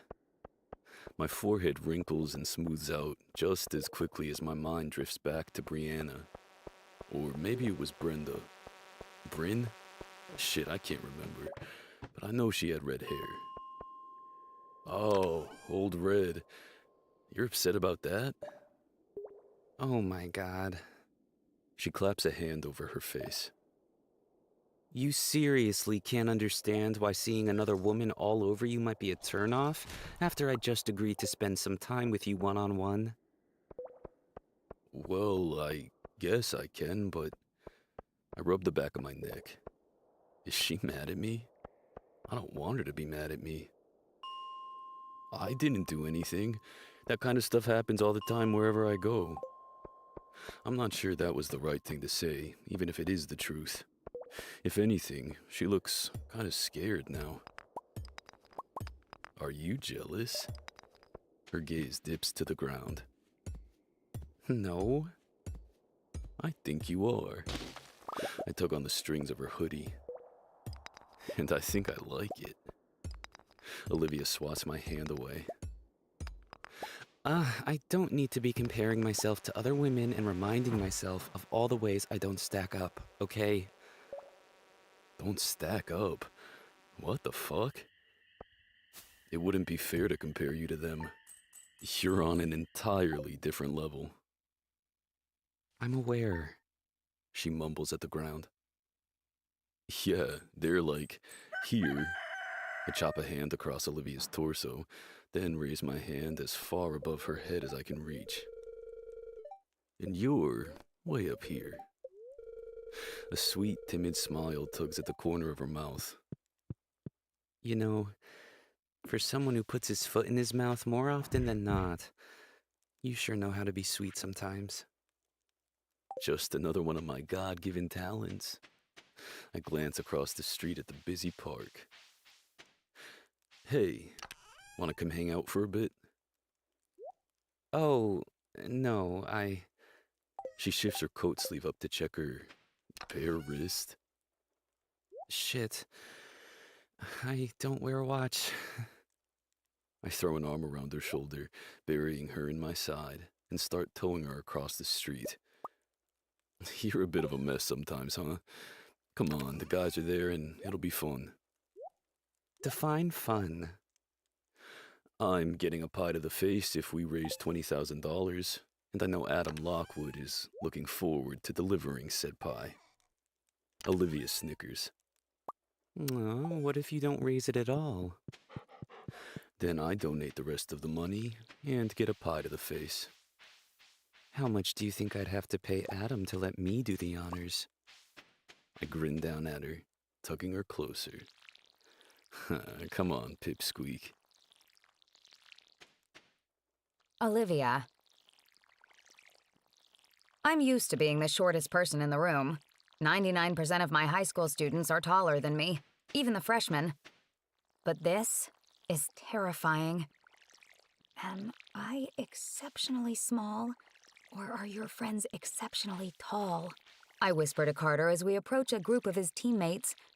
He's currently digging into his second cinnamon bun, his fingers covered in frosting, but he does spare me an amused and lingering glance. Both. Don't worry, they won't bite. He winks. I might, though. I don't know how I wound up here. I was pretty set on not seeing Carter again, or at least not interacting with him. I thought Friday had been a crude but necessary reminder of who he was, because I'd accidentally let him peek over a couple of my walls and momentarily forgotten. But now, I'm not so sure. Don't get me wrong. The man is without a doubt as arrogant as the media makes him out to be.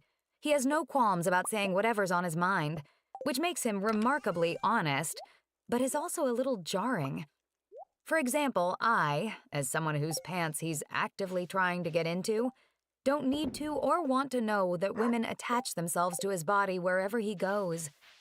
I certainly appreciate the clarification that what I saw Friday between him and the strawberry wasn't as it seemed, but the truth was somehow as intimidating as the belief had been nauseating. The tallest man in the group turns around, and I recognize him immediately as Adam Lockwood, Vancouver's superstar goalie. He spreads his arms wide, stepping in our direction. Where'd you go? I thought maybe you went to buy a cock. His eyes slide my way and his cheeks flush. Sock. He clears his throat and gives me a shy wave. Hi. Me, Adam. No, fuck. He claps a hand to his face and drags it down before offering it to me. Adam. I'm Adam. I'm sorry. I'm just embarrassed because I don't know you, but I said cocksock in front of you. Oh my God, he's adorable. He's also insanely beautiful. Bright blue eyes and dark, tousled curls begging to be touched. I slip my hand into his. You can say cocksock in front of me all you want. Carter's mouth dips to my shoulder. Can I? No. I cover his face with my hand and shove him away. Damn it. He gestures toward me. This is Olivia. Adam's eyes brighten. Oh, Kara's friend. His eyes darken as he looks at Carter. Oh, Kara's friend. Carter rolls his eyes. It's fine. Olivia wanted to hang out with me. That's not how it happened. You dragged me. His entire arm wraps around my head as he pulls me back into him, burying my words. Shh. Adam wears an insanely broad and sunny grin, his gaze bouncing between Carter and me. And it's at this moment I realize I'm still in his arms, back pressed to his chest, and I'm not sure how to disengage.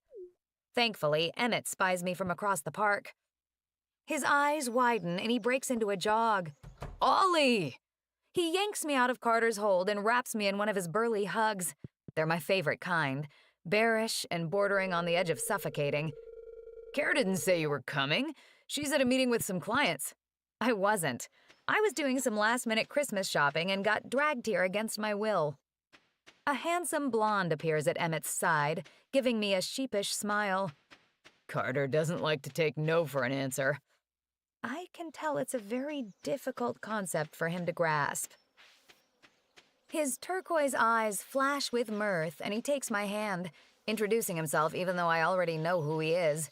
Garrett, I bet you'd like me better. I bet I would too. Can't blame you. He gestures lazily at his face. It's the East Coast twang. Back off. Carter huffs, tugging me away. She's my date. This is not a date. Pretty sure it's a date, Ollie. I cross my arms. Pretty sure you have to ask someone on a date, Carter. His jade eyes gleam. Whatever. Ask, drag, it's all the same. He threads his fingers through mine and hauls me forward. Come on, Pipsqueak. Let's go get our faces painted. I'm 25. I'm not getting my face painted. I got my face painted. Honestly, I don't want to talk about it. You look so pretty. I have your damn jersey number on my cheek, Carter. He folds his lips into his mouth in an attempt to hide his guilty smile. So pretty. Just trust me, he'd said. Well, it'll be the last time I do. I'd sat down with a clear face and stood up with number 87 painted in blue and green on my left cheek. The kicker is the obnoxious pink heart surrounding it. I'd say at least I don't have Olaf on my face, but Carter seems to be incredibly proud of the cartoon snowman that covers his cheek. He gestures at a stone retaining wall. Wanna sit and have our cheesecake? You've had 2 cinnamon buns and a corn dog. How are you still hungry? He pats his belly. I'm a big boy. He certainly is. And the corn dog is the only thing I've eaten since breakfast, so I let him pull me down beside him and we enjoy our dessert in silence. Do you need a ride home later? He asks after a minute. I can take you. My belly does this odd flip, and I can't pinpoint the exact reason. It could be because the thought of being alone in a car with Carter later tonight makes me both anxious and excited. Or it could be because I'm too embarrassed for him to see where I live. The shoebox-sized house that fits me perfectly. I swallow down my bite and shake my head. No, thank you. I should get going after this. His face falls. What? Already? No, you can't. He gestures at the towering pine tree currently being wrapped in lights. You have to stay for the tree lighting. We could do something else after this, too. Go somewhere, maybe. It's getting late. But you don't have to work tomorrow, he argues. Or whines. Little bit of a pout, too. You're on vacation. I don't know. I've already stayed longer than I planned to. I've seen Carter get behind a microphone and make the crowd laugh. I've seen him engage with every child who's tugged on his hand, whether for photos or signatures or a simple chat. I've seen him be a friend, a leader, a community partner, and through it all, he's worn the most genuine smile. If I'm being honest, I'm not sure it's a side to him I was ready to see, even though Kara insisted it existed somewhere behind the egotistical playboy attitude. And I guess that's the thing. Just because he's got this sweet, goofy side doesn't mean the playboy side doesn't exist. You can be both. And you can have both. But if I'm going to have him, I don't want both. The longer I stay, the more I see, the easier it becomes for me to fall. And I refuse to fall when nobody's going to be waiting at the bottom to catch me. I don't think it's a good idea. I finally tell him quietly. Disappointment flashes in his eyes and he speaks softly. Why are you so opposed to hanging out with me? It's not that. It's... My bottom lip slides between my teeth as I stare at my feet. I'm not interested in a one-night stand. I've told you that. So you want to go on a date? Well, now I can't not look at him. You don't date, Carter. Right. His gaze coasts slowly down my face, lingering on my lips for a moment. Not typically. But that's not what I asked, Olivia. I can't focus. Everything feels hazy, like a thick fog I can't see through to the other side. Because that's what this is. I hear his words, his question, but I don't know what lies on the other side of the actions. It's like choosing to jump when you can't see the ground. Liv? Carter squeezes my fingers.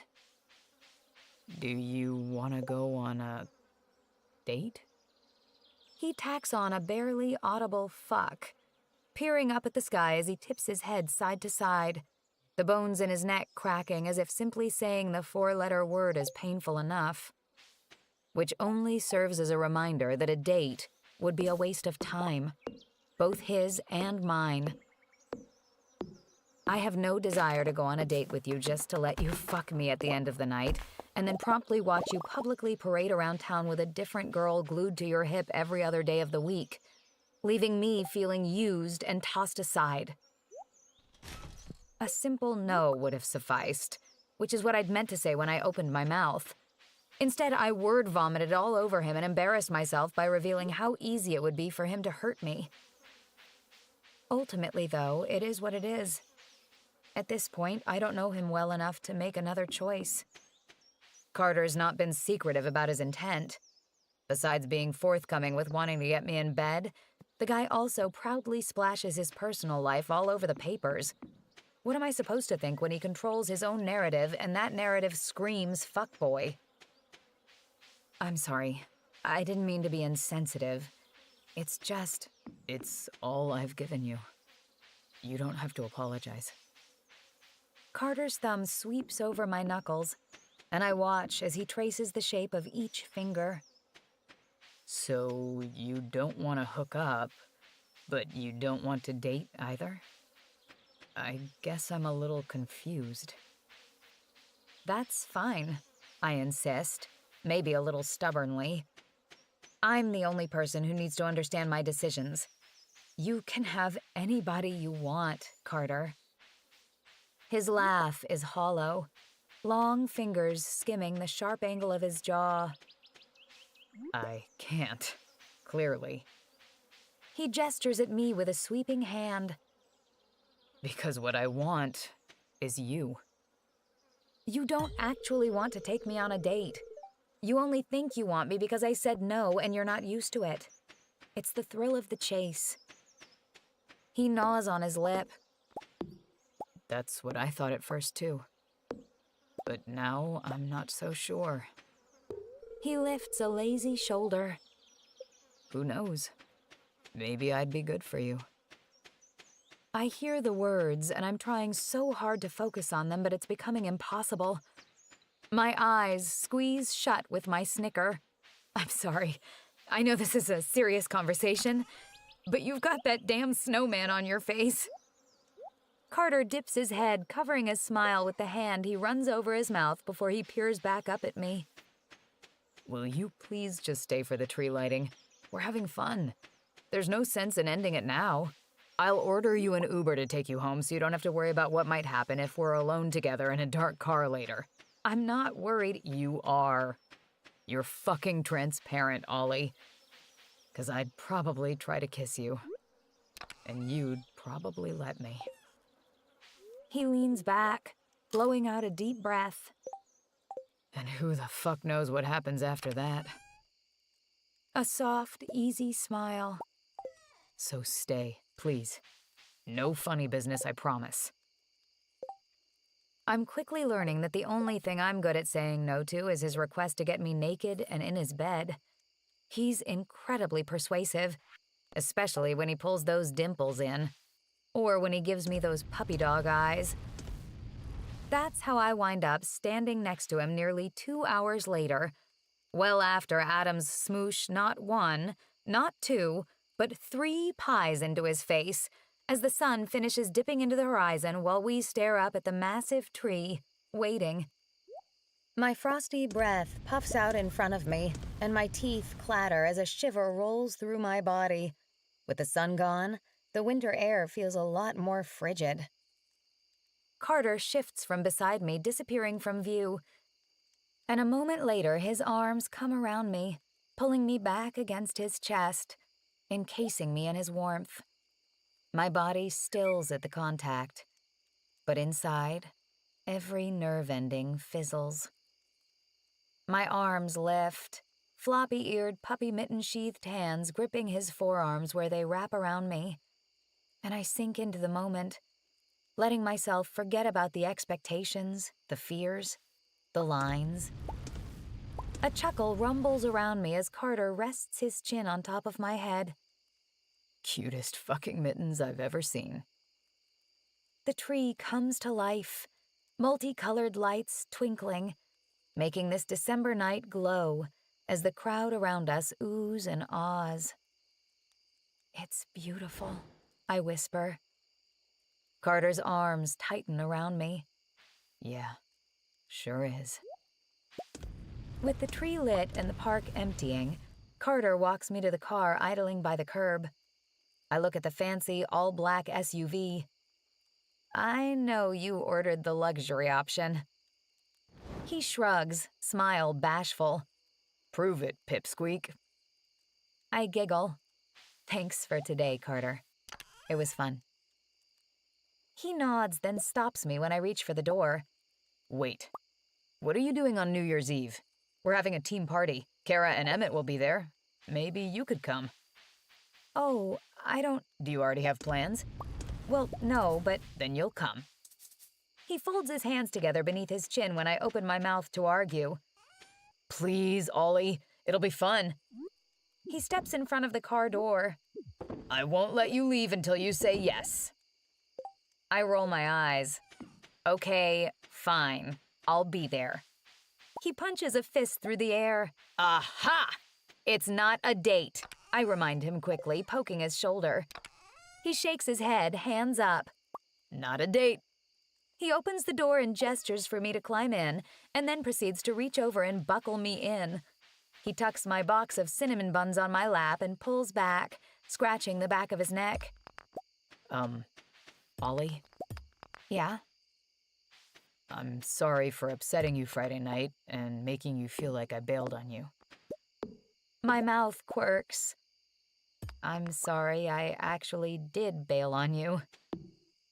I'm not sorry you were jealous. I wasn't jealous. Carter grins. Green looks so good on you. Shut up. I smile up at him. I'll see you on New Year's Eve. He nods. Not a date. Not a date, I repeat. Then he shuts the door, hits me with 2 finger guns, and yells, It's a date! Chapter 9. Dogs are greater than girlfriends at the Christmas dinner table. Carter. I have a love-hate relationship with Christmas. Growing up, it was my favorite season. Yeah, it wasn't just a holiday. It was a whole damn season. It started in November, when the Vancouver air would chill enough for my dad to kick on the furnace. Christmas music started playing from the stereo speakers in our living room out through the whole house as soon as Remembrance Day passed. We'd barely have our Halloween decorations down, and Mom would pull out all the bins labeled Christmas from the attic. She'd kick her holiday baking off with chocolate peanut butter balls, even though the Christmas before she swore she'd wait until later. The earlier she baked, the more we ate, and 2 weeks before Christmas, she'd be a mess in the kitchen, freaking out over having nothing left. But my favorite was the first Sunday in December. We were a busy family, always on the go between my sister and I, both of us competitive athletes, even as kids. But on that first Sunday, we cleared our schedule like clockwork every year. We'd start off at our favorite diner for breakfast, and I always got the Oreo pancakes. Then we'd head to Merry Tree Farms, where we'd trudge through fields, snow-covered or not, in search of the perfect Christmas tree. Dad had a thing for Christmas trees, no less than 9 feet tall and wide enough that we could all fit around it. It had to fill the front window in our living room just right. He'd spend minutes examining a tree, only to suddenly say, "Nope," and head off to find another. My sister and I were always competing to find the perfect tree, the one that would impress our dad. One year, he bought 2 because he said we both picked perfect ones. When I was 10, he showed me how to use the saw, and we cut the tree down together. I helped him carry it back to the truck, and we worked together to get it up into the bed of the F-150. When we got home with our tree, Mom would crank the Christmas tunes, make a platter of sandwiches, and the 4 of us would decorate the tree together. Then we'd all pile onto the couch with mugs of hot chocolate and a tray of Christmas goodies and watch the Santa Claus. When I was younger, I always wished my dad would take Santa's place like Tim Allen did in the movie. He promised to take me to the North Pole with him if it ever happened. I loved everything about Christmas. But we lost my dad 7 years ago, and Christmas has never been the same. Cutting the engine in the driveway of my childhood home, I stare up at the lackluster house. There's not a single light or decoration to indicate what time of the year it is, and I know why. Every year I offer to put them up for my mom, beg her even, but she just gets this sad smile and says, "Maybe next year." Still, she tries to give us pieces of the Christmas she thinks we want, even if the effort leaves her covering up the ache in her chest, pretending like every Christmas without my dad by her side doesn't kill her. I hate watching her like this, seeing her so broken when she deserves so much love. "What are you looking at?" The wary, quiet voice to my right makes me jump, like I somehow forgot he was here. I smile at my friend, his pale blue eyes moving slowly around the car like he's trying to see what I'm seeing, even though he can't. How do you know I'm looking at anything, old man? Hank is 83 years young and began losing his vision at 15 due to Leber hereditary optic neuropathy. It affected his left eye first, and a few months later, his right. Though he can perceive shadows, he's been legally blind since before his 16th birthday. Hank taps the spot between his eyes with 2 fingers. Third eye. Some people call it mother's intuition. You're not a mother, I remind him, in case he's forgotten. His deep laugh lines transform his weathered face with his hearty chuckle, and he runs a gloved hand over his mouth. Your mother let you put up lights this year? Nope, I sigh, stepping out of the car and into the falling snow. Opening the back door, I let Dublin, Hank's guide dog, out of the back seat before I round the car to help Hank. It's hard, you know. He starts softly, slipping his hand into mine while I guide him to Dublin's lead. Living without your soulmate. Holidays without them. New Year's and birthdays. Heck, listening to the evening news without them is hard. It's all hard, Carter. I know that, of course. I've watched my mom struggle year after year. And Hank knows because he lost his high school sweetheart to cancer 14 years ago. 7 years to the day I lost my dad. It's how Hank and I met way back when, on the worst day of my life.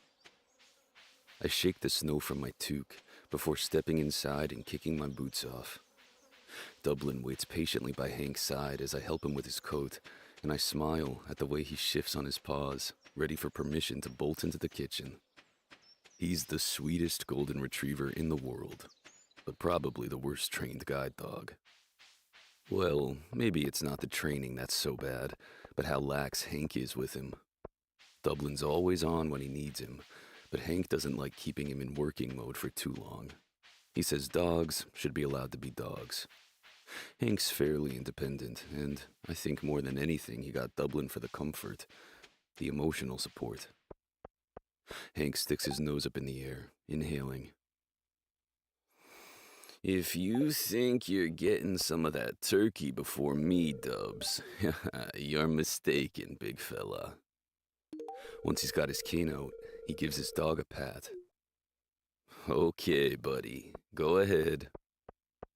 Dublin skitters across the old hardwood floors, sliding past the opening for the kitchen before he reverses and disappears inside. A gaggle of laughter erupts from the room, and I hear my mom and sister as they gush over their favorite dog and how cute he is. A moment later, my mom emerges, sliding into the living room on her socks, her cheeks flushed, face more lit up than the half-assed Christmas tree in the corner of the living room.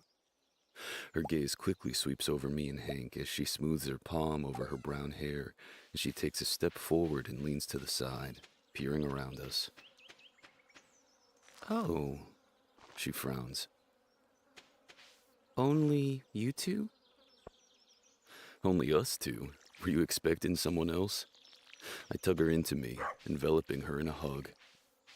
She smells like cinnamon and syrup, bacon and turkey, the same as every year, which is how I know my Christmas morning is off to a good start, even though she sighs at my question. No, nobody else. She places her hands on my shoulders and presses up on her toes, kissing my cheek. Merry Christmas, sweetheart. She embraces Hank. Merry Christmas, Hank. I'm so glad you could make it. Where would Dublin and I be if we weren't spending Christmas with the two most beautiful women in Vancouver? And this chump, he adds, thumbing in my general vicinity. Thank you for having me, Holly.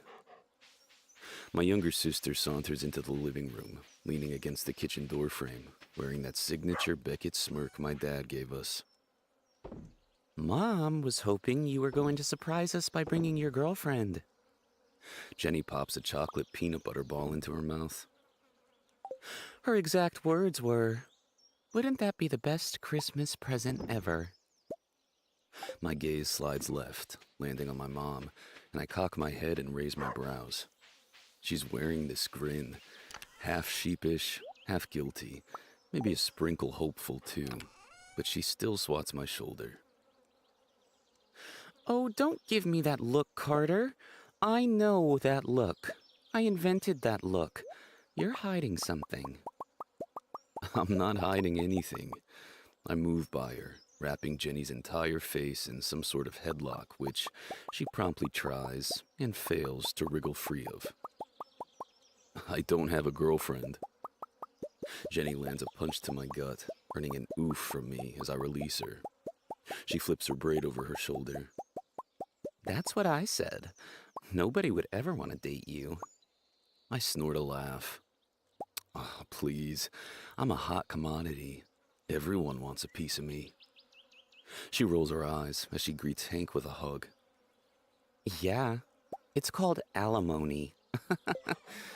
She barks a loud laugh in my face and then squeals when I lunge for her, dropping to the floor to use Dublin as a shield. Well, since your sister brought it up... Mom shifts her tortoiseshell glasses up her nose, that hopeful expression never waning as she rocks back and forth on her toes. Who's the girl you've been pictured with? What girl? I head into the kitchen, finding the widespread platter of Christmas goodies. I drop a chocolate peanut butter ball in my mouth and quickly follow it up with a snowman sugar cookie. There are lots of girls, I mumble around my bite, then swallow.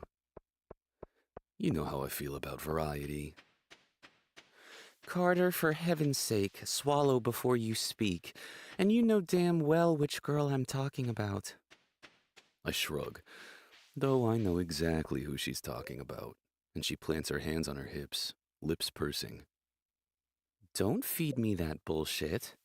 It's been 2 weeks of pictures of you two. Slow dancing at the bar last weekend, at your fundraiser 2 days ago. She arches a brow. How like you to wait until your sister and I leave to bust out your date, by the way. Well, that's not what happened. I saw Olivia after they left. She gestures at me with the sweep of both hands. And you dedicated your goal to her. Oh, her. Yes, her. And then in your post-game interview you said, "That's Olivia." Right. I tap her nose. That's Olivia. Her jaw ticks, eyes flashing with something dangerous and scary before she reaches forward and flicks me right between the eyes. Ow, what was that for? I know that was Olivia, because that's what you said in your interview, smartass. I want to know who Olivia is. She manages to stop long enough to pull in a deep breath, and when she continues, she does so at a normal level. You've never done that before. Dedicate a goal to a girl. Untrue. I point at the only 2 ladies in my life, even if I'm considering adding another one to the mix. Why? They're fucking complicated. These 2 right here prove exactly that. I've dedicated plenty of goals to you 2. Mom snaps a tea towel at me when I reach for another cookie. You're really getting on my nerves lately, Carter Beckett. Oh, I've always been there, Mom.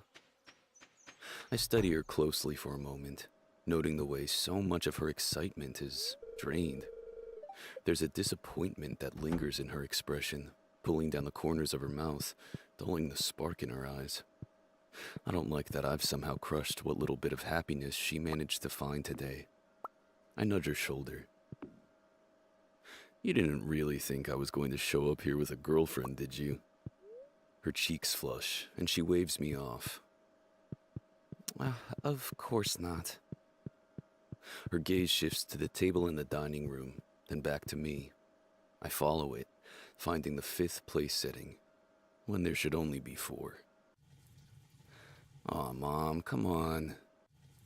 She rushes into the dining room and quickly picks up the dishes, cutlery clanging against the plate. It's nothing. Nothing. I don't know what I was thinking. I thought maybe... Another wave of dismissal. Nothing. The 5th place setting was for the dog, actually. Jenny comes up behind me and tugs my ear. Would you get a girlfriend already? Quit breaking Mom's heart. I'm sure there's someone out there that will look past all your humongous fuckboy-sized faults. Oh, Jenny. Mom presses a hand to her forehead. Would you quit calling your brother a fuckboy? He prefers ladies, man, Hank supplies. Yeah, I do. I whoop. That's my guy. And ladies' man is just a nicer name for fuckboy. Jenny snickers and leads Hank out of the kitchen, leaving me and my mom alone. You know, Carter, I've never said anything about your choice to... She's got this flaily hand thing going on, flapping around her face like she's trying to figure out a nice way to say her son sleeps around. To do whatever it is you're doing with so many different women. She finally settles on. But I hate to think you're missing out on something incredible, something special. She lifts one shoulder, wearing a smile that manages to be sheepish, sad, and nostalgic, all at once. Something like me and your dad had. Tugging gently on her hand until she shuffles forward, I pull her into me, winding my arms around her and holding her tight. How are you doing today, Mom? I'm okay. A staggered inhale, followed by a raspy exhale that hints at the lie.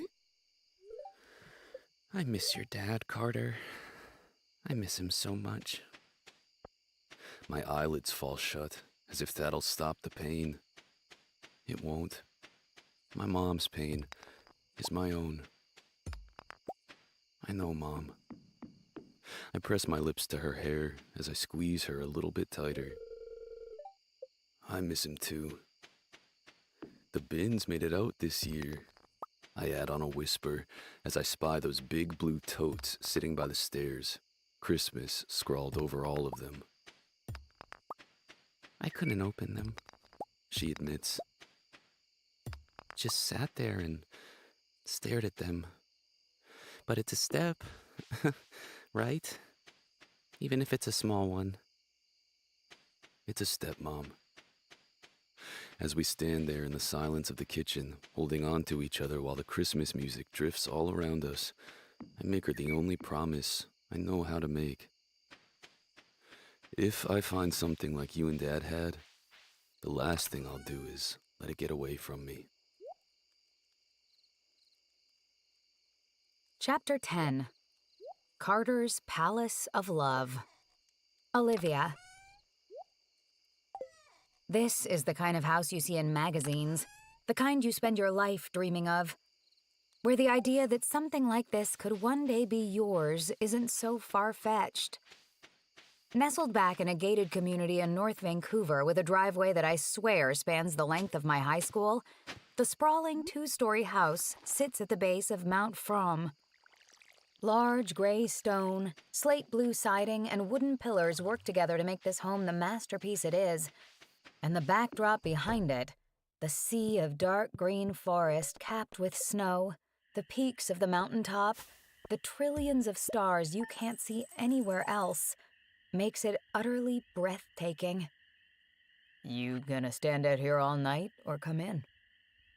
I drag my gaze off the backdrop and try to ignore the butterflies that erupt in my belly when I find Carter on the front porch leaning against a pillar, his hands tucked in his pockets, and an easy smile on his face as he watches me.